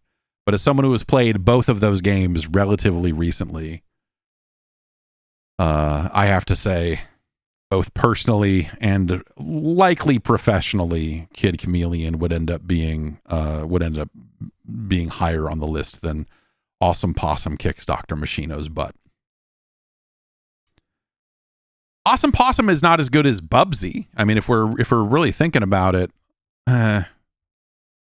again, I shouldn't, you know, that's something that science will have to answer. But gameplay wise, like the movement and the feel of Awesome Possum is really rotten. It is sub-Bubsy, a sub-Bub in a lot of ways. But the longer you play Bubsy, the more the levels start to suck, and Bubsy is a actually rotten video game. And so while on its surface, I'm tempted to say that Awesome Possum is a sub-Bub,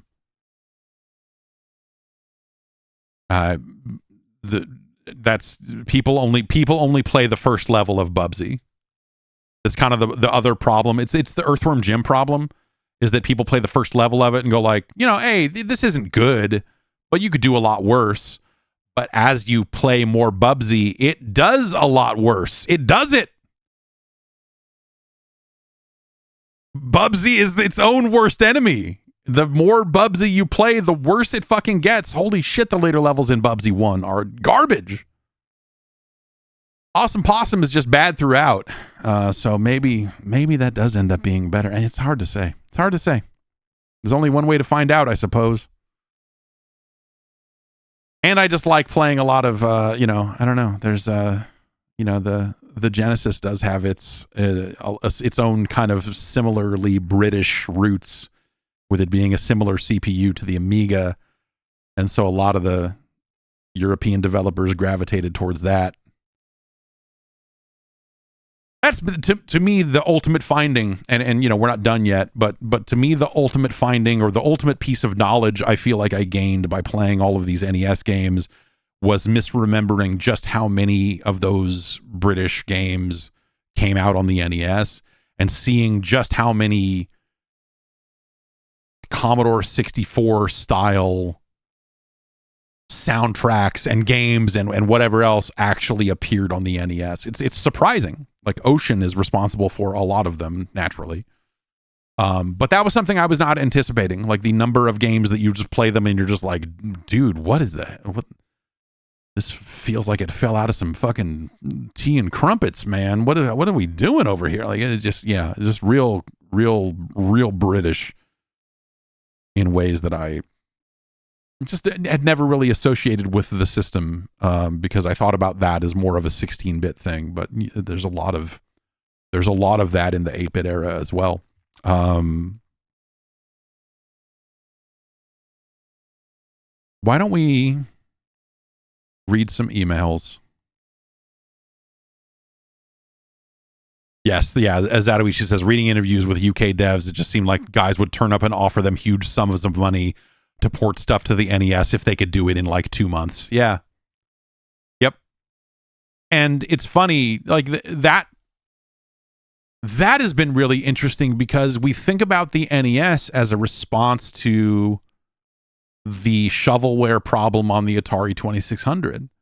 You know, Nintendo with the lockout chip, like they did things specifically to try to curb garbage from appearing on their platform. And when you look at the early days of the platform, they were very restrictive about what came over. And so as we get deeper into the 80s and into the 90s, it really just feels like Nintendo stopped giving a fuck. There was so much money coming in. They were just like, yeah, I don't know, man, whatever, man. Yeah, Time Lord. Sure, whatever. Why not? You want to make an Addams Family video game? I guess. Will it be licensed? Will we make money on the... Yeah, then great. Let's do it. You want to make a Cool World game? Cool. We're down. Will it be completely awful? Great.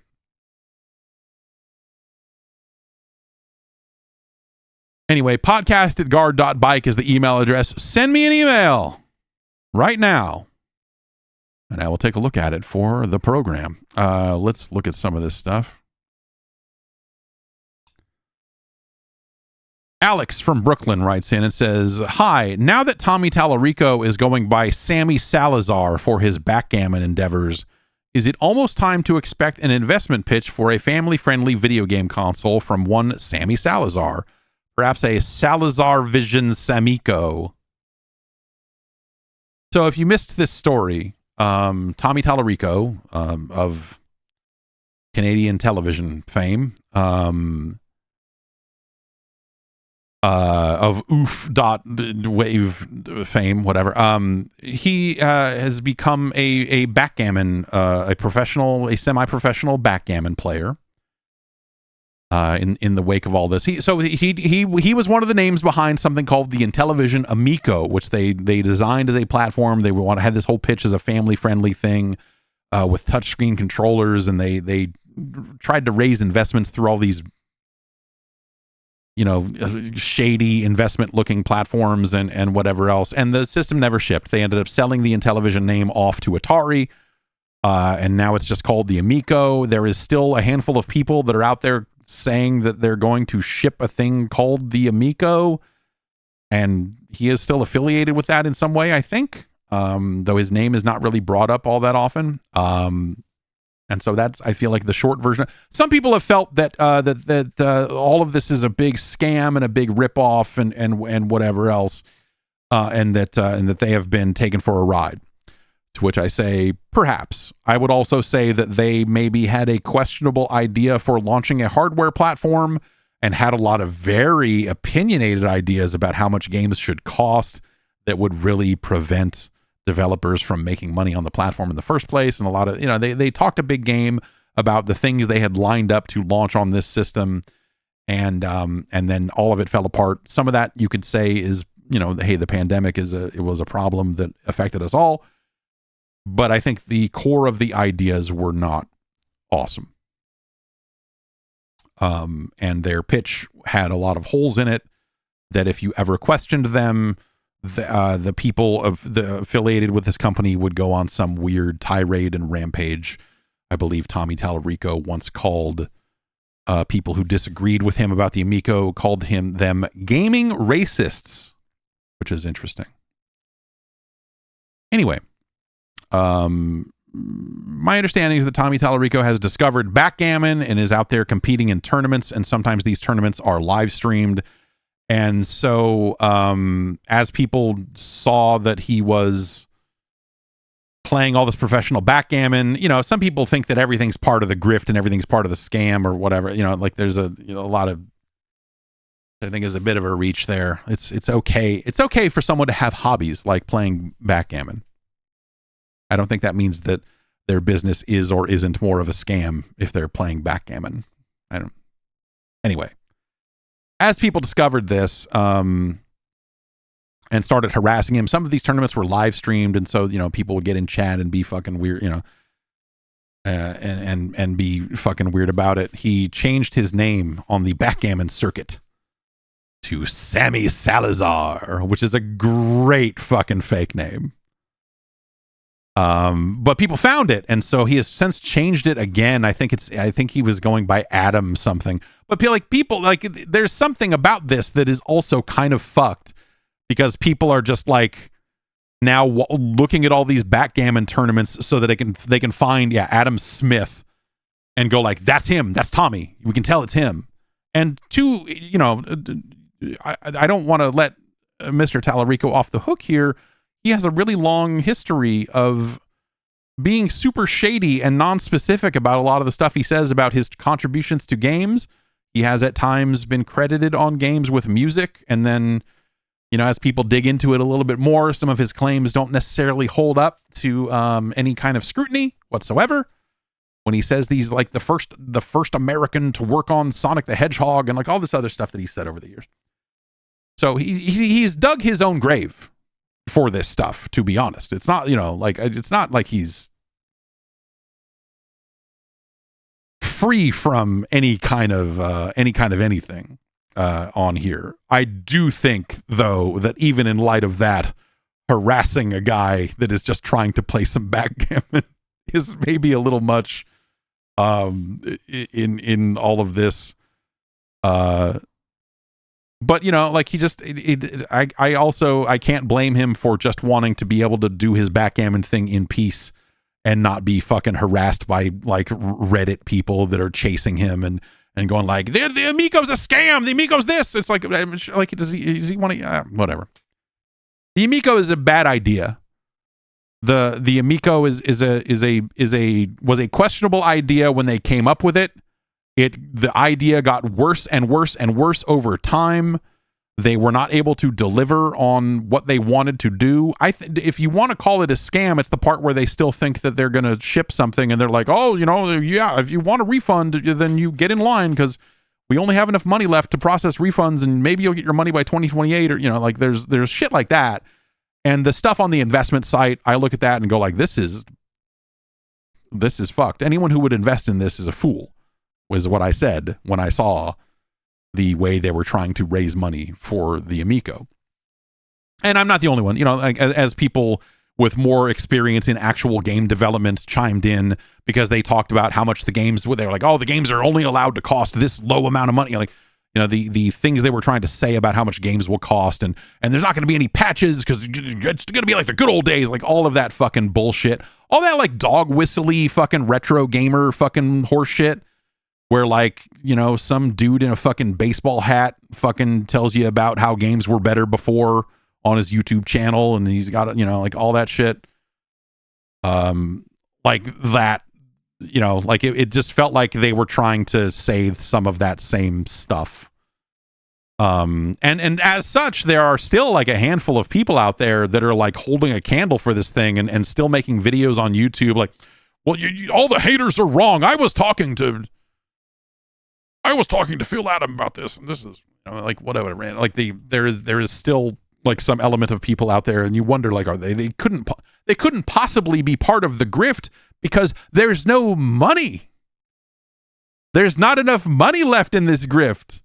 If the grift requires a constant influx of cash, and all they've done is spun some of the games they made out into things that are now, they sold them off, and now some of those games are being sold on Steam, and they're bad. So, the whole thing's a fucking mess. All of that said, if Tommy Tallarico wants to play backgammon, I don't think that people need to be tracking him down and bugging him a ton about it. As much as I think he has been responsible for some, let's say, untruths, as much as I think that he has been a deceptive individual in a lot of the way he has talked about his career over the years, as much as there's been musicians who have worked with him on his video games live tour who have come away from the experience saying, yeah, we got ripped off real bad.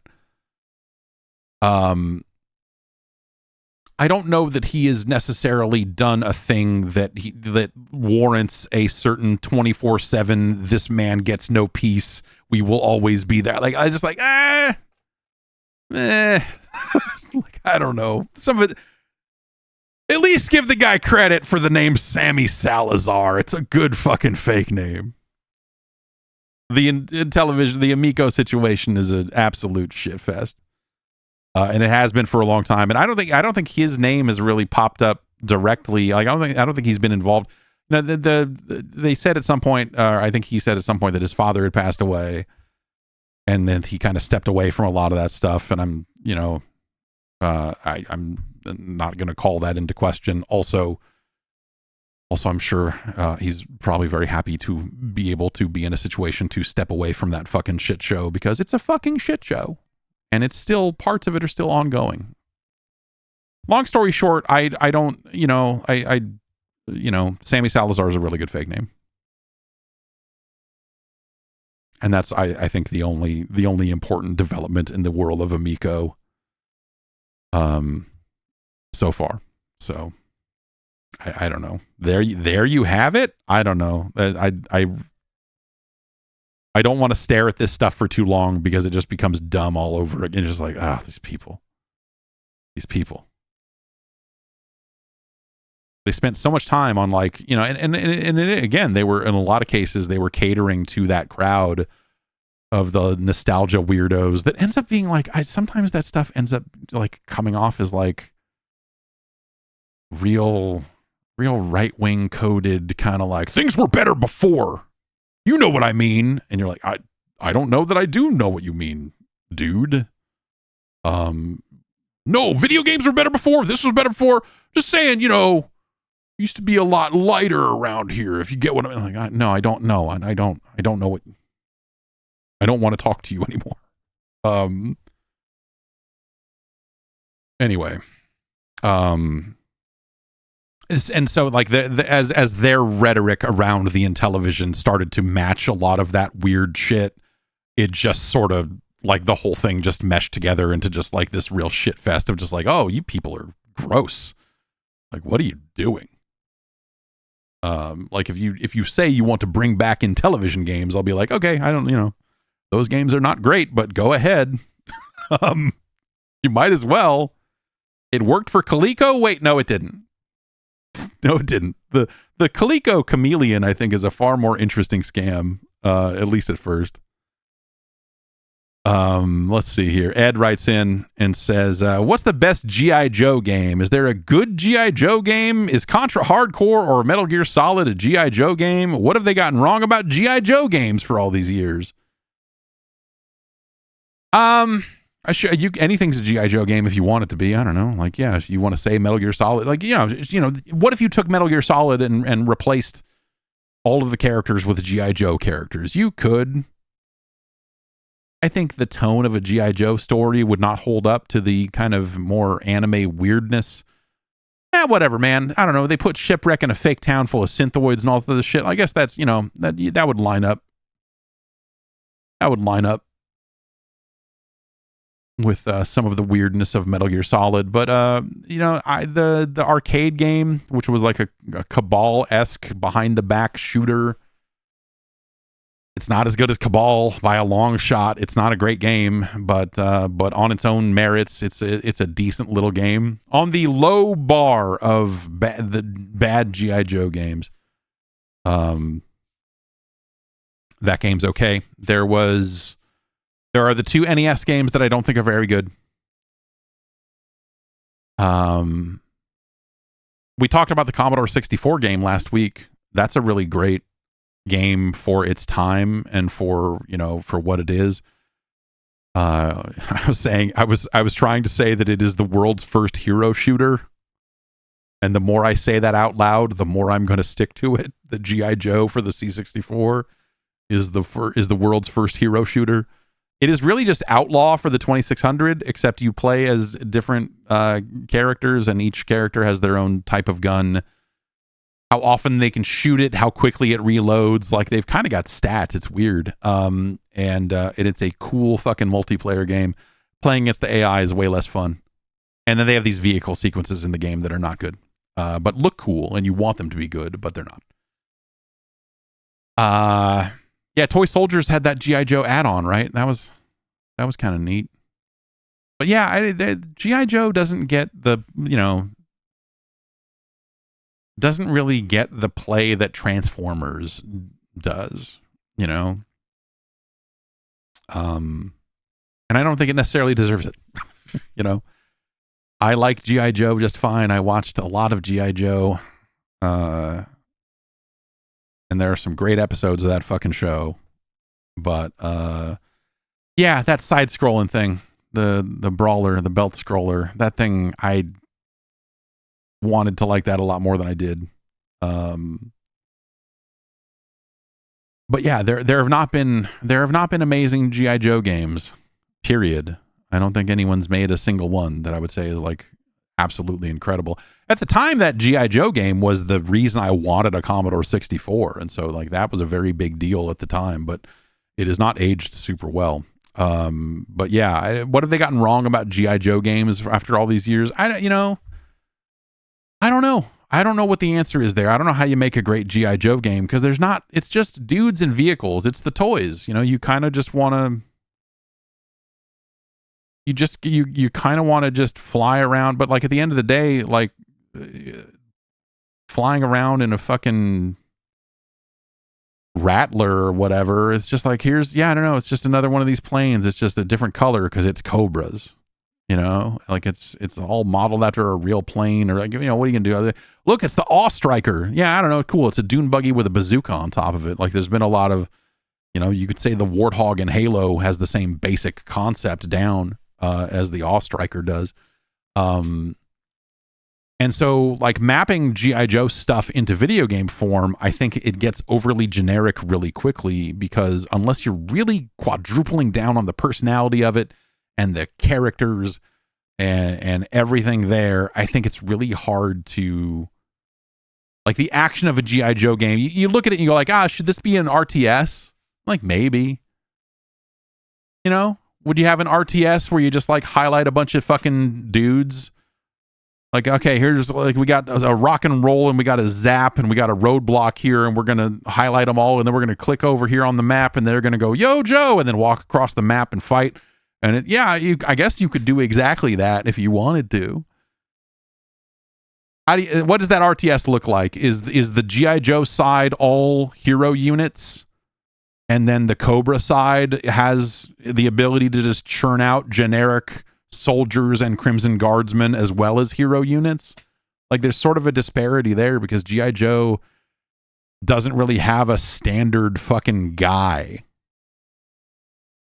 You know? Like it's all named characters. Whereas Cobra just has like some regular ass troopers. So it's just commandos. Yeah. I mean, you could, you know, but like the personality of G.I. Joe and everything else there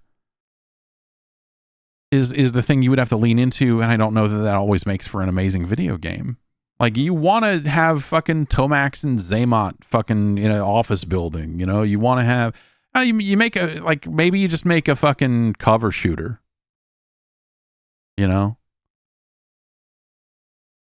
And then you just, like, go, like, I don't know, do you want Flint? What's he got? A gun? Do you want Roadblock?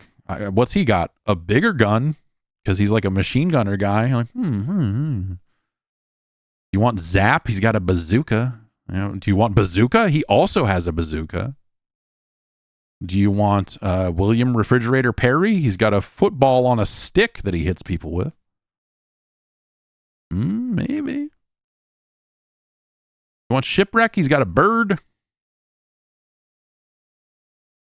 Everyone just wants to be Snake Eyes and Storm Shadow, and there are so many ninjas in video games that, you know, you kind of don't necessarily need that, right? So... I don't know. There's the lack of like class-based differentiation in G.I. Joe, I think, probably makes it difficult to really for a design to really, really, really, really solidify in your head. You might think you got the perfect G.I. Joe game in your head, but like, is it actually doing the things a modern game does? Is it, you know, again, we're trying to differentiate between these characters, but like, other than just like, I don't know, man, fucking Clutch has a dog, or you fucking, you know, or not Clutch, fucking, what's his face has the fucking dog, and he drives the fucking Jeep or whatever. No, I think that's Clutch. Clutch drives the fucking Jeep. Anyway, Dial Tone is the communicator. He's got a backpack that he can use to talk to people. And you're like, hell yeah, that's awesome. Chuckles. Now you're getting too late into the G.I. Joe canon. If you're out there saying you want Chuckles in a video game, I got bad news for you. Never gonna do it. But yeah, I don't know. You want Major Blood. You want the Baroness. You want Destro. You know, you want. I think the latest thing you want is like the Crimson Guard and Tomax and Zaymot. Any toys that came out after that, you're getting into rough waters. It's like, I don't know, Deep Six is in his weird big suit. You're like, okay, huh. Mutt. Yeah, Mutt, of course. Mutt is the dog guy.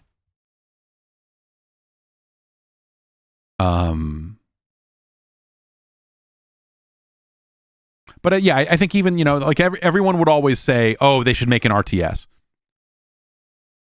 And I was among them. Like, oh yeah, G.I. Joe RTS, that would be fucking incredible. But I do think that, like, you actually, Law and Order is the man-dog duo. Yeah, I don't know about that one. That's you are on some later era G.I. Joe shit if you think the man and the dog are named Law and Order. That is some fucking 90s ass G.I. Joe shit, if you ask me. But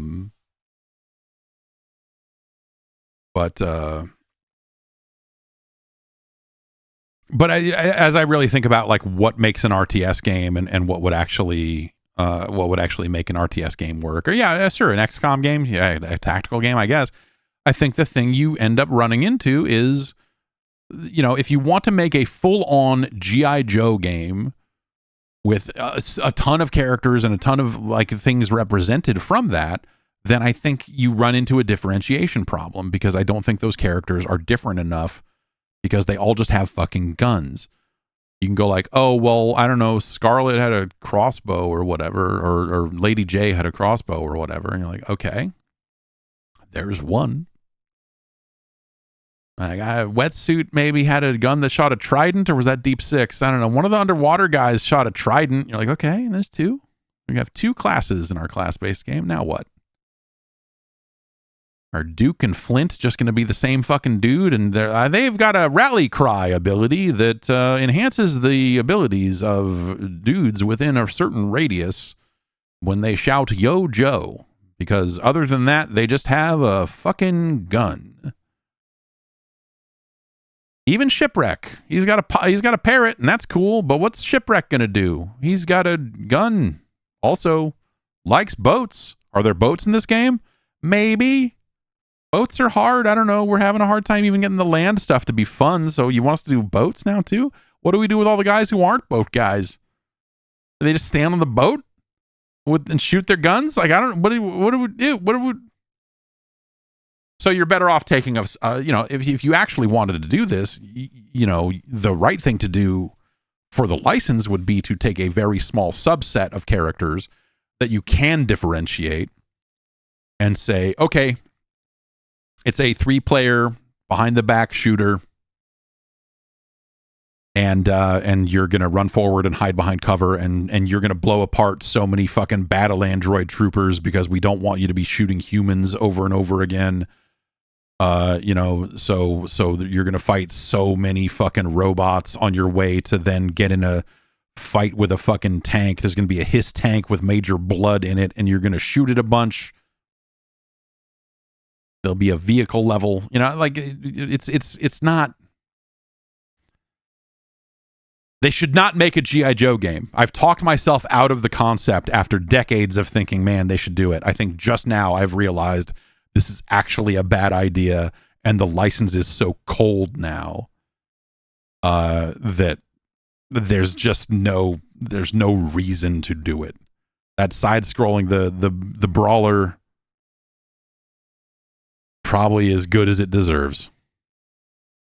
You know? And I feel like I described the obvious route to take, but I also don't think that obvious route results in a good game that people would want to play. It would be, you would look at it and go like, oh, okay, yeah. Yeah, they did a generic thing. Okay, sure. Yeah. I guess.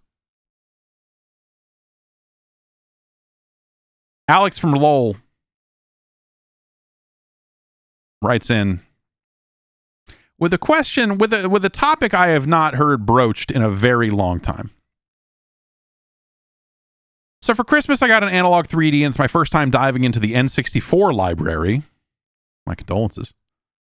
Being a PS1 kid, I never really tried any games outside of Mario Party or Smash Brothers when hanging with the weird neighbor kid who had an N64. Just a couple of days ago, I went to my local shop and picked up Diddy Kong Racing and Body Harvest. You should just pick up a flash cart, honestly. I assume those work. I don't know. Anyway. Both are surprisingly really fun and have had me hooked. Body Harvest in particular was giving me huge GTA 3 vibes. The lock-on shooting, the vehicle physics, and the open world was undeniably reminiscent of the PS2 GTA games. I looked up the developers, and they later became Rockstar North. Anyway, GTA 3 gets a lot of credit for being the modern influence for most open world games, but shouldn't Body Harvest get more attention? It seemed Body Harvest walked so that GTA 3 could fly. Alex, you are absolutely right. This is a conversation that a lot of people had when GTA 3 was coming out. This is a topic that I feel like does not come up. Like, people don't talk about Body Harvest anymore, but back then, there was a very clear through line from Body Harvest into GTA 3. And not a ton of people played Body Harvest. The people who did would talk to you about it, though, and they would tell you, hey, this game is not perfect, but there's something here. That is the conversation I remember having around the office, is like, man, Body Harvest is almost really awesome. There's some really neat shit here. But it's, you know, just not quite there. And then when GTA 3 came out, a lot of people realized, like, oh shit, the people that made Body Harvest made this, and wow, weird how much like Body Harvest this game kind of is. And yeah, you know, that's it's not a game that's aged well from a technical perspective, and a lot of other stuff like that, I'm sure, after all this time. But because it was not, if I remember right, it did not run super well out of the gate.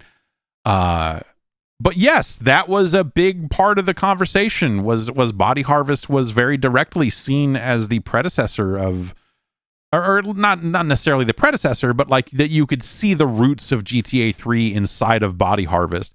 Nowadays, I feel like a lot of that conversation shifted to people talking about Driver and the early Driver games. But really, in a lot of ways, there are elements of Body Harvest and Driver that I think you see in GTA 3, in that trilogy of games, really. But GTA 3, for starters, of course, as being kind of where that stuff came from. Along with, obviously, the previous top-down GTA games, GTA 1 and 2.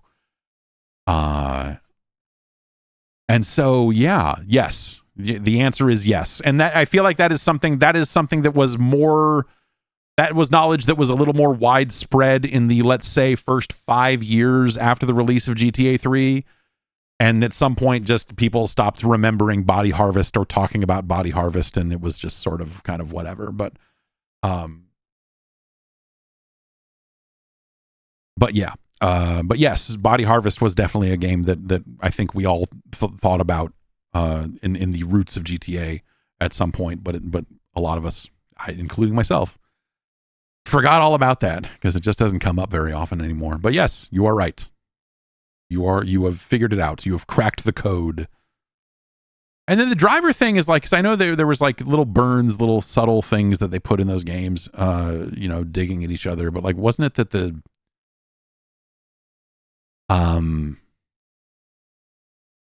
it was like some people that had worked on Driver left to go, or vice versa. Like Driver 1, that they had bailed on it to go work on GTA. And joined DMA or something. I don't remember the specifics of it, but I seem to remember that was the attachment to Driver, was that there were some people that there's a little bit of shared developers there. I don't remember for sure, but it's been a while.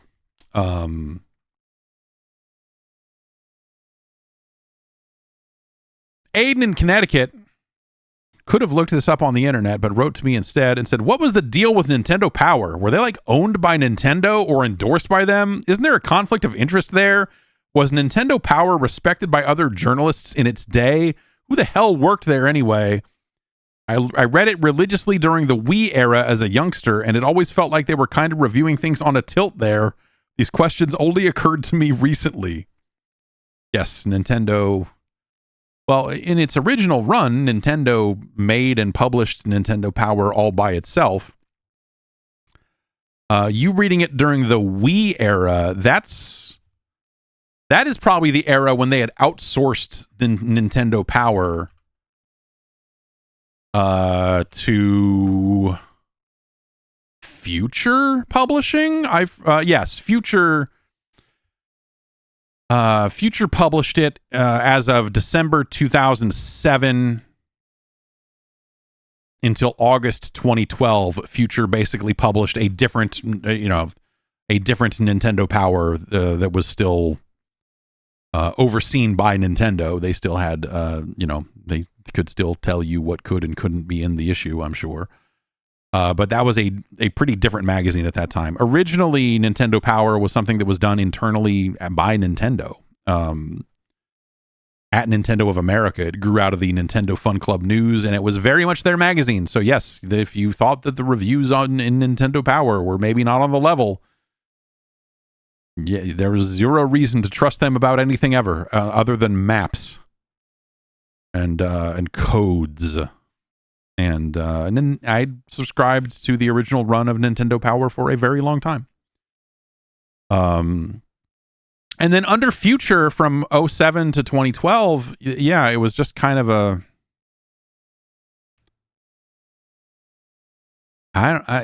like Future published it, but my understanding is that Nintendo still had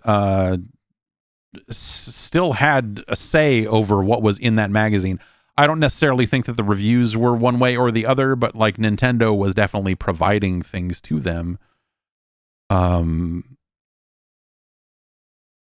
I believe the Game Cop was at Nintendo Power for a while when there was part of Future. But yeah, yes, it was a sort of a weird. Yeah, I don't know. They had their initial run. It was part of Nintendo, and I think everyone was just like, "Well, yeah, of course. It's Nintendo's magazine. Like, of course, it's it's Nintendo's own magazine. Don't they didn't really go heavy on reviews anyway, but they just said these games are great. And you're like, yeah, here's part 12 of our maps of Golgo 13. You're like, yes, great. But then, yes, when it moved to Future, it got a very different look and looked like a much more modern magazine and all of that sort of stuff. And I don't know that I ever saw more than one or two issues of that run of Nintendo Power. According to Wikipedia here, a podcast called Nintendo Power was launched in 2017 and lasted until 2023 from Chris Slate. Chris Slate was the editor of the Future version of Future publishing version of Nintendo Power, I should say, because just saying Future is not necessarily understandable by people who have not worked in publishing before. Anyway, yeah, yes, they brought back Nintendo Power as a separate thing there for a little bit, and I just, I don't know, like at that point it just seemed kind of weird.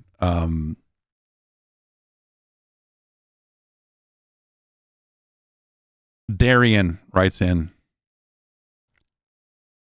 says, this is something I pondered while playing Doom of the Dark Ages, still one of my favorite 2025 games. Yeah, maybe one of mine too. I don't know. It's depending on how long the list is. Make the list long enough, every game's on it. I can't just shoot mans in my shoot mans anymore. Instead, I've got to juggle cooldowns and status effects and think about how the different guns interact with one another to maximize efficiency. It feels like every game is all about your build. Have we strayed too far from God's light? Are too many games too RPG now?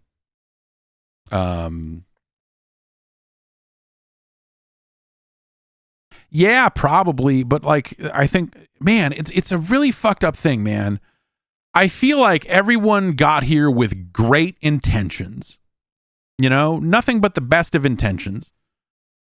As RPG elements crept their way into every single video game ever made, right? there's a good reason for it. You're like, oh man, wouldn't it be cool if there was a little more depth and variety here? And what if we did this? And what if we added some stuff and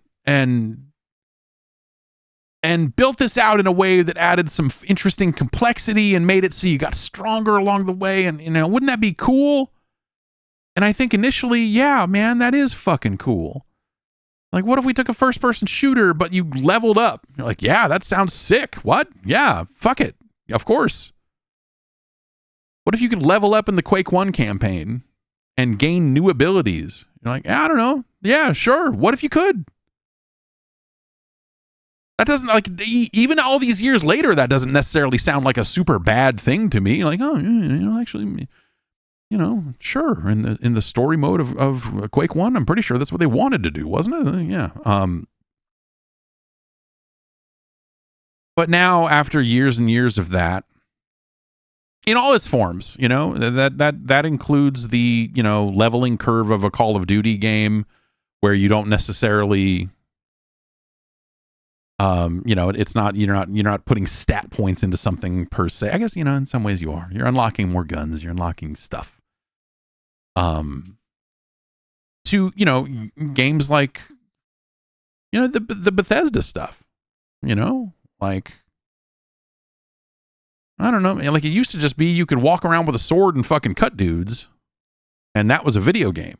And then they said, well, what if also it had all this role playing in it? And what if it, what if you talk to everybody, and what if you could level up and all, like the idea of an action RPG was insane, because what the fuck is that? Those are not two sides of the same coin. Those are about as different coins as you could get when you go back far enough in time. You're either an action game, you're either Donkey Kong, or you're fucking Pool of Radiance, man, and neither of the fucking twain shall meet. But, eventually we got to a point where you wanted to start blending things together. Yeah, Ultima Underworld was crazy at the time, because you're like, look, it's a more modern looking first-person game. Certainly not the first-person role-playing game ever made, but like, it almost looks like a real video game. It doesn't look like you're just fucking going one step at a time and rolling dice. It's almost like a fucking proper video game. This is crazy. And you start seeing more and more elements of games where you're leveling up inside of an action game. Yeah, sure. Rygar, Legend of Zelda 2, great early examples of that. Great early examples of that. And it's awesome. Like one of the coolest things about Rygar is that you can level up, that you can, and you can spend points on some upgrades, like attack and assail, Bionic Commando. Yeah. You level up your hit points as you get more bullets as you go. Like, sure. That is awesome. Like, that game without that would be less. It would be a lesser experience. It would be worse without it. And so, yeah, I think like everyone kind of, as they continued to move in that direction over the last 20-ish years or 25 years or whatever you want to say, like, I think that stuff adds a really good level of complexity that gives you what feels like, and good games do it well, bad games do it poorly, right? But it feels like something that gives you agency over the experience. Like, this isn't just like you're playing through this story. It's like you've made choices here about how you want to play it, and you're making your choices through the story. I don't think Doom: The Dark Ages does a great job of that. I don't really think that they go super hard in that direction. But yeah, it is a game about managing your cooldowns, and it is a game about, not so much about cooldowns, but it is a game where you're deciding where you want to spend your upgrade currency. Which weapons do you use the most, and which weapons do you want to upgrade? If you want to go and find every little secret little nook across all of Doom, then you can upgrade all the weapons, but you're probably not using all the weapons anyway. And so I think that they're adding that sort of stuff into games, whether it's an experience points curve or, abilities and cooldowns and what have you. I think everyone got there for the right reasons. But I think a lot of it just fundamentally changed what people look for out of a game in a generational sense. I mean, it's why when shooters come out that don't have any of that bullshit and they're deliberately trying to, be throwback games, it's why they're boomer shooters, right? It's, they're games that are deliberately trying to appeal to people that, that don't want that shit. And, I think that's the results of that, I think, have been incredibly mixed. Because I think a lot of games benefit from a little something more. A little something else. What if I had something else I could do? What if I had something else I could worry about? What if I could become a little bit more powerful? Like that idea of like, okay, like I'm increasing in skill, and so I'm attacking these situations more skillfully as I go. But what if also, along the way, I became a little bit more powerful in ways that like, man, now I'm really plowing through these fucking guys. These guys that were giving me trouble 10 hours ago, I'm fucking smoking them. Like you go back to like Dragon Warrior 1 or, like the kind of 8 and 16-bit role-playing games, and the stuff that followed, sure. But that's kind of where my wheelhouse is for that stuff. That feeling of going back to the starting area 20 hours later and fucking people up and one-shotting everything in your path and going like, man, I'm tough now. It's cool. It's cool when you can do that. And I think, some of that comes from an increase in player skill, and it's ideal in some ways when it comes from just like, I'm just better at this game now, that these enemies don't fucking bug me. But I think when you also kind of tweak some numbers and maybe give some abilities or whatever, like things that trivialize these fuckers that were giving you trouble 10 hours ago, where you just go, yeah, take this fuckface. It's fucking cool. Power fantasy works for a reason, And I think there are games that get way out of whack with the power fantasy thing and go too far too soon, or whatever, right? Or they take all the skill out of the game in favor of just like, I don't know, man, just fucking mash the button and eventually you'll fucking be one-shotting everything. And like, I mean, you might argue that Rygar is guilty of, all it does is make the numbers change, right? To the point where you're just killing everything in one hit. And it's cool, but you probably did it with a turbo controller and not by just playing the game.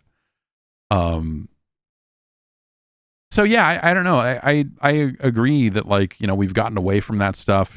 Car games, instead of just like save up enough money to buy these parts for your cars, it's like, no, you need to be level 8 to get this car. And then once you're level 8, you'll get the ability to buy this car. And then you need to level up the individual car to unlock the parts for the car. And then when you put the parts on the car, your car will go faster. And like the layers and systems and all that sort of stuff. And some of that is just straight up in service of fucking engagement. Like the downside of all of this is that sometimes a lot of this stuff is incredibly natural and, hey, we wanted to add some cool depth here. But a lot of times that then gets used for the bad reasons of, we want to dangle a carrot in front of you for 60 hours and hopefully you'll buy some skins along the way. And so, obviously, like any originally good system, eventually creeps will get their hands on it and pervert it to their own ends. And so, we end up in some of these situations for the wrong reasons. But I like games that have those sorts of hooks along the way. And that's sort of like, oh, right around the corner, I'm going to be able to do this and that'll be kind of cool. Like sometimes those things are done well enough that it will keep you interested in playing a game. Like, oh, there's another weapon to unlock here. Something like, playing through Hades and saving up to get all the stuff, like all of that stuff, right? Like, oh, now we have more weapons and now I unlock this shortcut and now we're doing this. Like the progress you make in something like Hades, if it was just purely an action game, I think that stuff would wear thin. So my actual answer here is I think it's a really complicated problem. Or a problem is not even the right word. It's just a really complicated situation of like, yeah, you know, people have expectations about the depth of their video games now too. After years of this stuff, I think, you know, it's why a lot of the just like generic action, hey, we don't have this stuff. It's why a lot of that gets relegated to the quote unquote boomer shooter, is because it has to be presented as a throwback in order for people to accept it. When you take all of the systems and things out of a game and just go like, I don't know, man, you got a sword, cut dudes.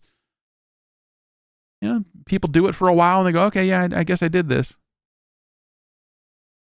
You want to go to a shop sometimes. 50 cent blood on the sand. You want to go to a shop and you want to buy taunts that have more curse words in them and thus are more effective. You know? You want to level up. Motherfucker. So yeah, I think it's, you know, like I think ditching all of that stuff would be detrimental to a lot of video games, because I think a lot of video games have been built around this cool idea of like, oh, you know, I'm working in a direction, I'm getting more powerful, you know. You could blame some of it on Diablo, I'm sure, you know, like Diablo 1 even, but certainly 2. Those games were so beloved and so popular and so successful that they attracted a ton of people that wouldn't, you know, if you said like, hey man, do you want to play a role-playing game on the computer? You'd be like, fucking no, what? Well, you know, like, what, you got Dark Sun over there? Like, no, what is turn-based? No, I don't want to do this shit. No, come on. But, you know, you look at the loot systems of Diablo and the way that stuff's built and random drops and everything, and you draw those direct lines to stuff like Borderlands and, you know, like all the other stuff that came in its wake. You know, there's reasons that stuff works. Some of it, yeah, is, you know, and some of it can be perverted for engagement reasons or attempts at monetization and whatever, but that doesn't necessarily mean that the core of those systems is absolutely rotten. Speaking of rotten,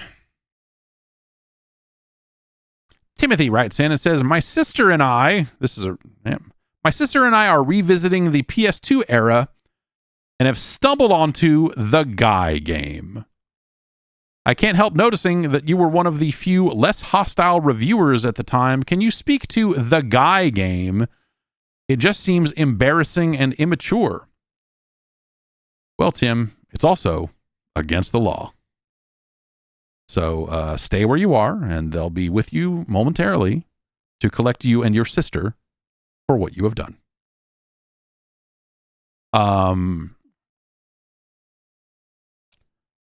I remember having conversations about The Guy game with Greg Kasavin, who at this time, I guess we had merged console and PC at this point, and Greg had become the editor-in-chief and what have you. But, you know, so it would have been very easy to just say, fuck this and give it a 2.0. Keep in mind, this, we'll have the conversation about the legality of it after this. This is before anyone knew anything about any of that. The idea of reviewing games is like, or at least the way that we were approaching it then was like, hey, you know, like, are you a person who might theoretically purchase this? Like, review it on its own merits. And it would have been very easy to say, like, look at this piece of shit and give it a 1 and just call it a day. Because what it was, if you're not familiar with The Guy game, it is a shitty trivia game that it has a lot of FMV in it. And they filmed this FMV at, like, spring break. And so their idea was basically, what if we made like a Girls Gone Wild, like girls show you their boobs if you do well at the trivia game. And so I was trying to rate it on the merits of, is it good at that? Is it good at that? And the answer is, yeah, it's fine. They made a, you know, it's a decent little trivia game. It's not the worst thing in the world. It works as advertised. Like, it's not thrilling. It's, you know, it's fucking whatever. Now, there's a couple of fun things around The Guy game that are interesting to discuss. One, the studio that developed The Guy game was founded by Jeff Spangenberg, who was one of the founders of both Iguana and Retro Studios. So think about that next time you play Metroid. I believe they brought the Guy game to our office for a demo, and I remember people not wanting to take the demo, and I remember being like, well, I guess I'll fucking take the demo. And I remember them being fucking weird about it in ways that were just like, ugh. Like just talking to them about it. I think because they had developed something of a chip on their shoulder already because of the reaction they were getting to their titty video game. Top Heavy Studios. It's very funny. It's top heavy because the girls with the boobs. It's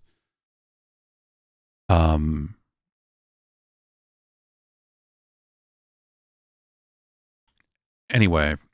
So, like, yeah, like for the thing they were trying to accomplish, they pretty much did it. It's kind of fucking whatever, like the nicest thing you could say about it is like, it doesn't crash, I guess, but it's just sort of is what it is. And it is repetitive. When you think about the way trivia games can be sometimes, where it's like, oh, you're getting the same question a little too often, or there's not enough scenarios, or, you're kind of seeing the same stuff over and over again. Like it had those sorts of issues, right? Those were the things you would say about it, is like, yeah, I mean, the goal they're trying to accomplish is technically accomplished, but it's not done with any particular flair or craft. If you wanted to make a good video game trivia game that just happened to show naked ladies at the end of it, I think there's a way to do that would have a level of quality to it. It's how many questions do you have? Any trivia video game is always going to boil down to how many questions do you have? Do you have any sort of algorithm in place to prevent duplicate questions from showing up all the time?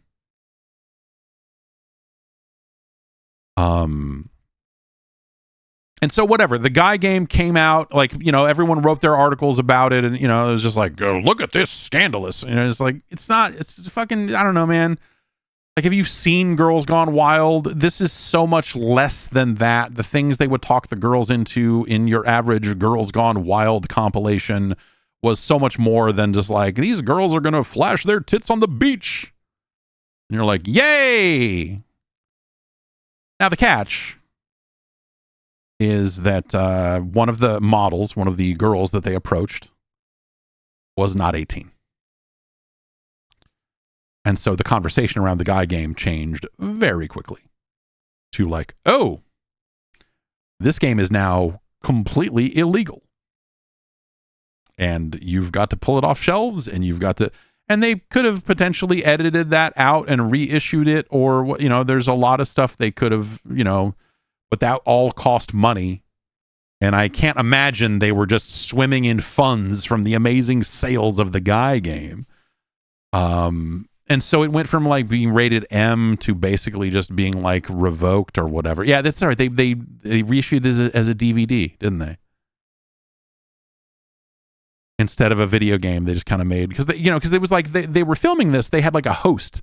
They had this guy who sucked going around with a microphone going, hey, everybody, and just like, the whole thing. I wonder, I don't know if they were, do you think Jeff Spangenberg just wanted to go to spring break with a video camera, and did he go himself, or did they hire a crew? Because it seems like the sort of thing that you would only do if you're like, I want to do that, dude. That seems fun. Let's go interview drunk chicks and get them to flash their like, that just seems like a fucking sleazy thing you would do if you were into that sort of thing, I guess. I don't know why you would start that business if you weren't all the way in like that, but I don't know, man. I don't know the circumstances of that part of it. The long documentary on the making of the Guy game, I'm sure we can hopefully get that someday. And so, whatever, like it was, that's the reason why it ended up being one of the higher scores. It wasn't because I was like, yeah, man, these tits fucking rip. It was like, it was whatever, man. Like, you could do so much better if you were looking for naked people. And I say this about this sort of thing all the time. There are so many places to get that more directly. the idea of a trivia game where that's the reward. It was novel because like games didn't really do that. And so you're like, wow, this is kind of crazy. Like games had a rich history, you know, that is not talked about of the adult video game going back decades prior to the release of the guy game. Be it Stroker or be it Samantha Fox Strip Poker or Beat 'em and Eat 'em or, you know, like whatever you got, right? There's a lot of, you know, there's a lot of adult video games that are out there. And so the guy game in some ways was bringing back a rich tradition. But it didn't do it with a special amount of style. As a trivia game, it kind of is what it is. But I think, you know, I do kind of stand by the basic idea of like, you should review what's there. Like it's good that we reviewed what was there. I think I was on the side of just like, fuck this thing. And I think Greg was like, no, like what, you know, like you should talk about the thing, like actually engage with it. Like don't, you know, like actually engage with this material and see what the fuck it is. And I was like, you know, you're right. And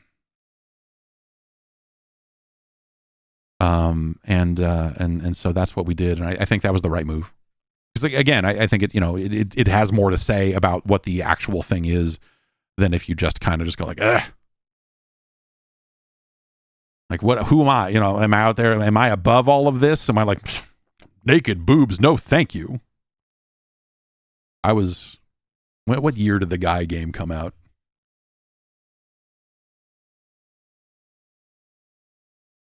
2004. So I guess I was 29 at the time that the guy game was coming out. So I ain't above it. But yeah, I don't know. Like the whole thing's just kind of dumb, and the whole thing is overshadowed obviously by the part where, you know, they didn't check IDs when they were filming the footage, or someone gave a fake ID. You know, I'm sure that they would say like, "Oh, we were bamboozled," or, you know, whatever the fuck. But it's just, I don't know. It's a trivia game. It's got some boobs in it. It's whatever, man. It's just kind of, you could do that a lot better, but why? I guess is the other end of that argument is like, yeah, you sure could. But is that why people are that, you know, like, is that why people are buying? I'm looking for a really good trivia game that has a really rewarding outcome, and I'm finding that the quality of the questions combined with the boobs, I'm having a wonderful time. If anything, the problem was that because it was all FMV, like a lot of the commentary and all the shit was locked in. And so, you know, that end of it became a lot more repetitive than you would want out of any kind of trivia game. And so, you know, that's just sort of the problem you run into there.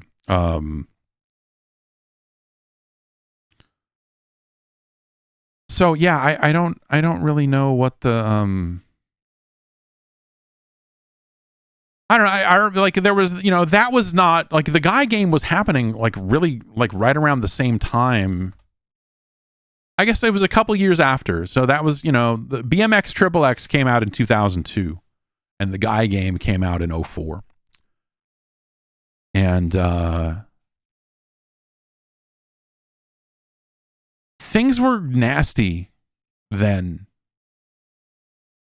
I think the early 2000s, like, and it's a hard thing to reconcile because in some ways there are things I miss about the dumb shit of the early 2000s. But when you go back and look at some of that stuff, actually, it's like we were. So BMX XXX came out 2002. You know what else came out in 2002? Bum fights. Remember Bum Fights? Featuring Rufus the Stunt Bum?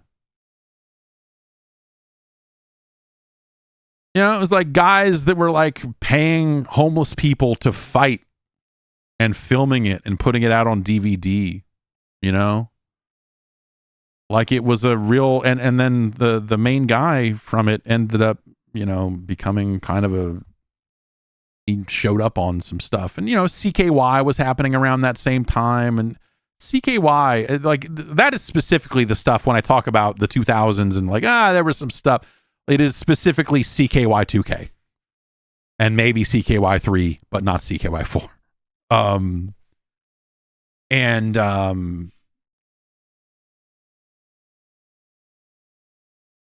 Yeah, man, I didn't know, like that there was just a lot of really fucking gross shit happening around that time. People were just empty-headed about everything. And it was just fucking ridiculous. And so BMX XXX was a game that made a lot of sense in that era. I think especially now looking back on it. At the time, BMX XXX was sort of a weird outlier just because the world of video games hadn't broached that in so long, especially consoles, because consoles were rated by the ESRB. There was this, and you had to, pass certification, and so it just felt like, the Wild West days of like 80s porno games on your computer, simusex for DOS, just like all that stuff just seemed like so just like a fucking completely different world. And so BMX XXX comes out into this world. Yeah, the man show. Jesus Christ. Man show.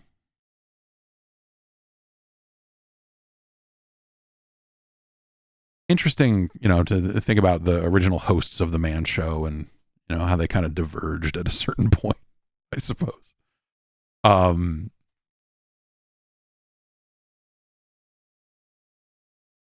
You're telling me the guy from the Man Show is going to host a fucking late night talk show? They're giving that guy all right. Why? It's weird because the other guy is the one that did all that fucking radio. Why is it? All right, well, whatever.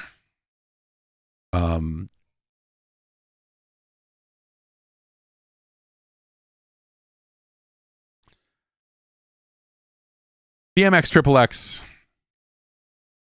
was another weird meeting to take because it was another situation where the developers of that game had a big chip on their shoulder because they had been getting a very cold shoulder from a lot of video game publications and a lot of stuff, just like everyone's reaction to BMX XXX was like, oh, fuck this. What?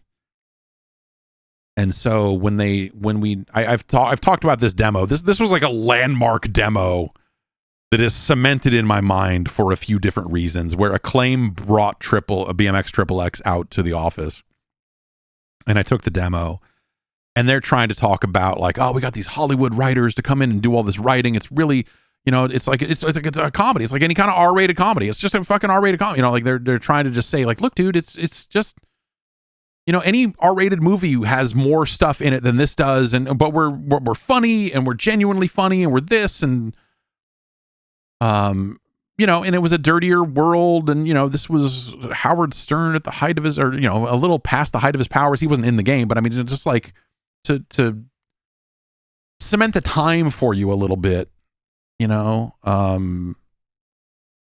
is kind of, Howard Stern is obviously, he's still in the air now, but like I say that to say that they had the launch party for this at Scores, which I always associate Scores with Howard Stern. For whatever reason. Scores is a strip club in New York.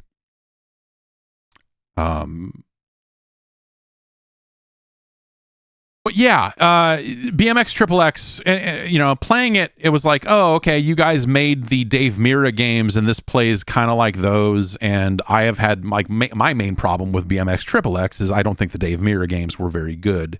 And so they're showing this to me and just being like, all right, well, whatever. And the BMX XXX thing was weird because like different versions of the game had different levels of nudity. Like the PS2 version ended up being the most censored of them all, I want to say. We'd have to go back and look at it. It's, I played all three versions of that game relatively recently in the grand scheme of things, but I try not to retain information. But yeah, man, Dave Mirra was like offended by what they were doing and all of that other stuff. And, it was just sort of a weird thing where they just kind of made their own thing. But they came out and it was like the guy that did PR for them, and he had done PR for Acclaim for a very long time, and I knew him very well. And the guy who was the producer of the game, that I'm pretty sure was also like a relative or younger brother or something of like the head of Acclaim, who had, you know, this wasn't his first game or whatever. He had been with the company for a bit, but he was also like the producer on this or something. And they were just very forceful about trying to convey that this thing was okay and cool and funny. You know, they were very much like talking up there, like, oh, we have all this writing and is Hollywood this and that, and like they were very much trying to equate it to, you know, a bawdy Hollywood comedy. And then you play it, and the first level is like a guy going, "Get your hot salty nuts here! Come over here and get your hot salty nuts!" And you're just like, okay, yeah, this is not, I mean, it's just not fucking funny. Like everything you're like, if you think this is this what the Hollywood writers got you? It's just fucking dumb. And it wasn't especially edgy, and the nudity in it was just kind of whatever. Like BMX XXX is just kind of a failure across the board, because in some ways it just felt like they weren't going far enough. You know, like own your thing and just go, all right, fucking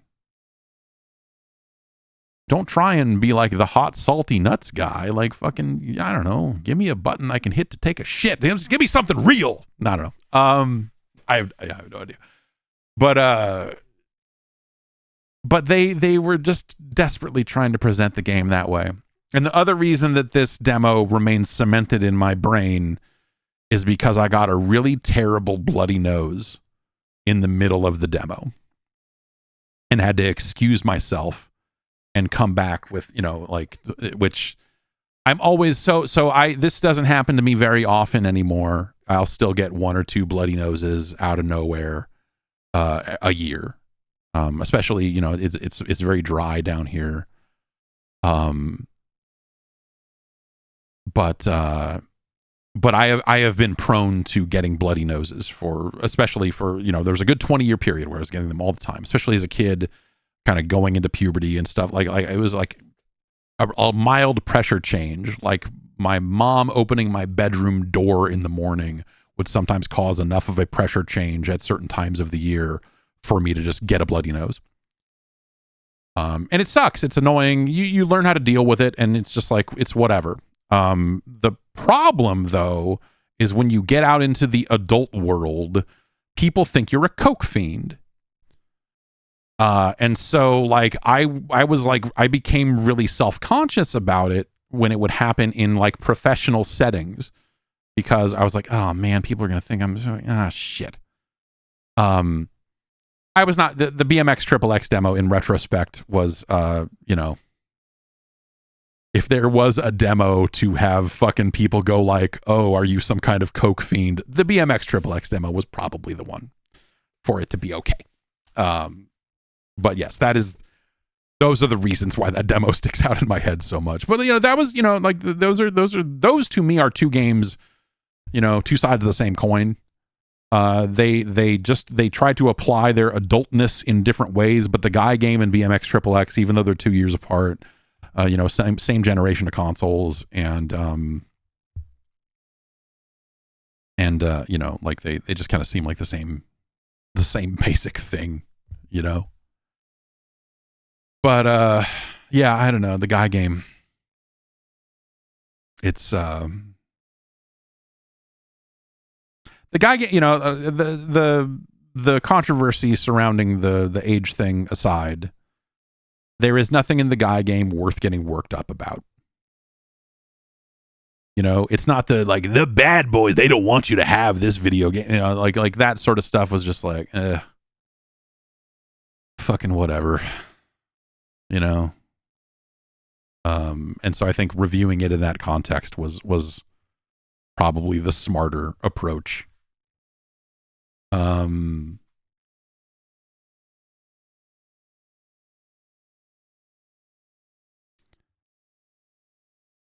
Let's see. Benjamin writes in and says, last week, the Video Game History Foundation announced they had successfully archived over 100 ROMs from the long-defunct Sega Channel service. And this week's Sega channel was added to MAME, allowing you to effectively emulate the original experience of using that hardware. Both of these seem like miraculous achievements in the world of game preservation, which I genuinely never thought could happen. It did get me thinking, while I never had any direct experience with that technology, it did remind me that I knew a kid, a friend of a friend, who had an X-Band for his Super Nintendo. From what he had told me, it barely worked and his parents pretty much immediately stopped paying for it after the initial 3-month period. Do you have any stories or experiences with this early generation of online services for consoles? Yeah, so this is awesome. The Video Game History Foundation is behind the release of a lot of Sega channel material. These are like ROMs in a lot of cases, and some of the ROMs are like the menu. So the Sega channel, if you're not familiar, is a Genesis cartridge that had a coaxial cable on it. And so you screwed the cable into it because it was getting data through your cable service, and you would plug it in, turn it on. It would hit a server and pull back a menu, or and it would store the menu there so you could see what games were available, and the games would rotate in and out on like a monthly basis or whatever. And sometimes they would do demos for upcoming games. There was, and they had some little bits and pieces. And so it was like this monthly service you would subscribe to, that I remember being way too expensive for Genesis games. At the time it finally came out, when the Genesis was not maybe the hottest technology on the street, it was sort of a weird thing. And so you just could play Genesis games that way. And it was a kind of a cool subscription service to play some of those games. They had some limitations. My understanding is that it was because the cartridge itself just didn't have enough RAM in it for some of the larger, later era Genesis games. And so they put Mortal Kombat 3 on the service, but they had to split it in half. And so you could play like MK3A or MK3B, and each one had different characters in it. They put the playable characters, they had to split them up because they couldn't all fit into the RAM of the Sega Channel cartridge at the same time. And so that was a kind of I remember playing that version of the game and being like, man, this is super weird. I had a friend who he did morning radio, and so he was done with work around noon, and I was out of work at the time. And I would end up driving over to his apartment around the time he was getting off work, and we would just hang out and day drink. And he had Sega Channel. This was like 95. And so like the PlayStation is out and all this other stuff. The PlayStation's going to be coming out. The Saturn is out, and we're, hanging out playing fucking. That was the only time I ever saw a Sega Channel in the wild, is that he subscribed to it. And so we fucked around with it a little bit. And yeah, I don't know. It was just a very strange thing. X-Band, X-BAND, is a different thing. X-Band was a modem for playing multiplayer games over your phone line that you would basically, I think you plugged it into your SNES and then put the game cartridge in top of it like it was a Game Genie, and then it had a phone jack on the side. And so you would turn it on, it would dial a modem. It basically, I think the way it worked, you had to pay them a monthly fee to use the service, and there was also possible long distance charges. I think how it worked is that it would dial into a central server and say, hey, I want to play Street Fighter 2.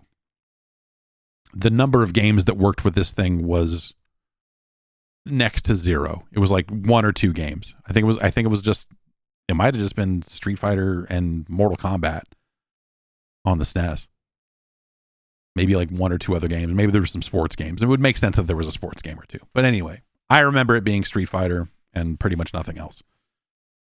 I think how it worked is it dialed into a central server and said, hey, I want to play Street Fighter. And it would look for other players that were dialed in that would also want to play Street Fighter. And then it would go, okay, cool. And then it would hang up, and then you would call each other directly. Because, going through the central server instead of direct connection is going to be like one more hop of, like, the latency is already so shitty. And so if I remember, Weapon Lord was also supported by X-Band. God. I I believe that's how it worked. Either way, it fucking sucked. Like the latency was so bad. Like the novelty of being able to do it was minimal, especially as someone who had been using a modem to play games and BBSs and you know, at this point had a PC and could play Doom against people, and you know, like there was just like stuff like that.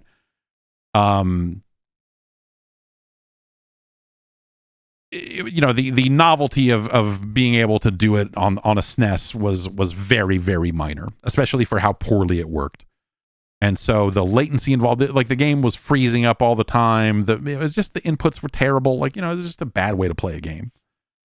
And I remember they were promoting the shit out of it. I remember seeing it, you know, at CES or whatever before it came out. And of course, the way they're talking about it is like, it'll be just like you're there. You're gonna be able to play these games against people, and I'm sitting back, kind of knowing how modems work and all this other stuff, and going, "Oh yeah, just like it." And they've got some demo rigged up that was obviously fake. It is just like, what the fuck, man? Yeah, it was a bad way to play those games. A very bad way to play those games. This is a somewhat larger list. So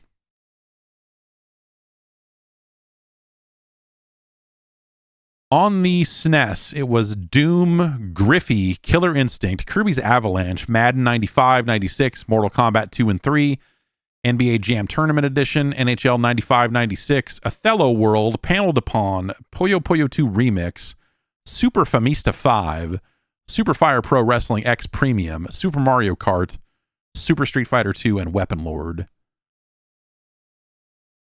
Yeah. And then there was the Genesis version, and apparently I guess there was a Saturn, there was a Saturn X-band modem in Japan and they had some kind of, according to this, they had some kind of PC product, which seems ridiculous. Why would you? I mean, it's just a modem at that point. Oh, you can play Doom 2 on it. Really? Who would have thought? Yeah, X-Band was terrible.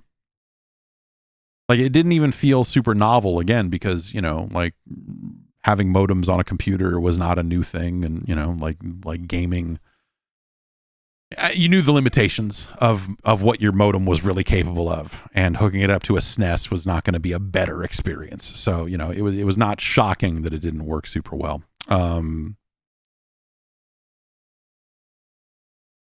Let's see. Let's take one more here.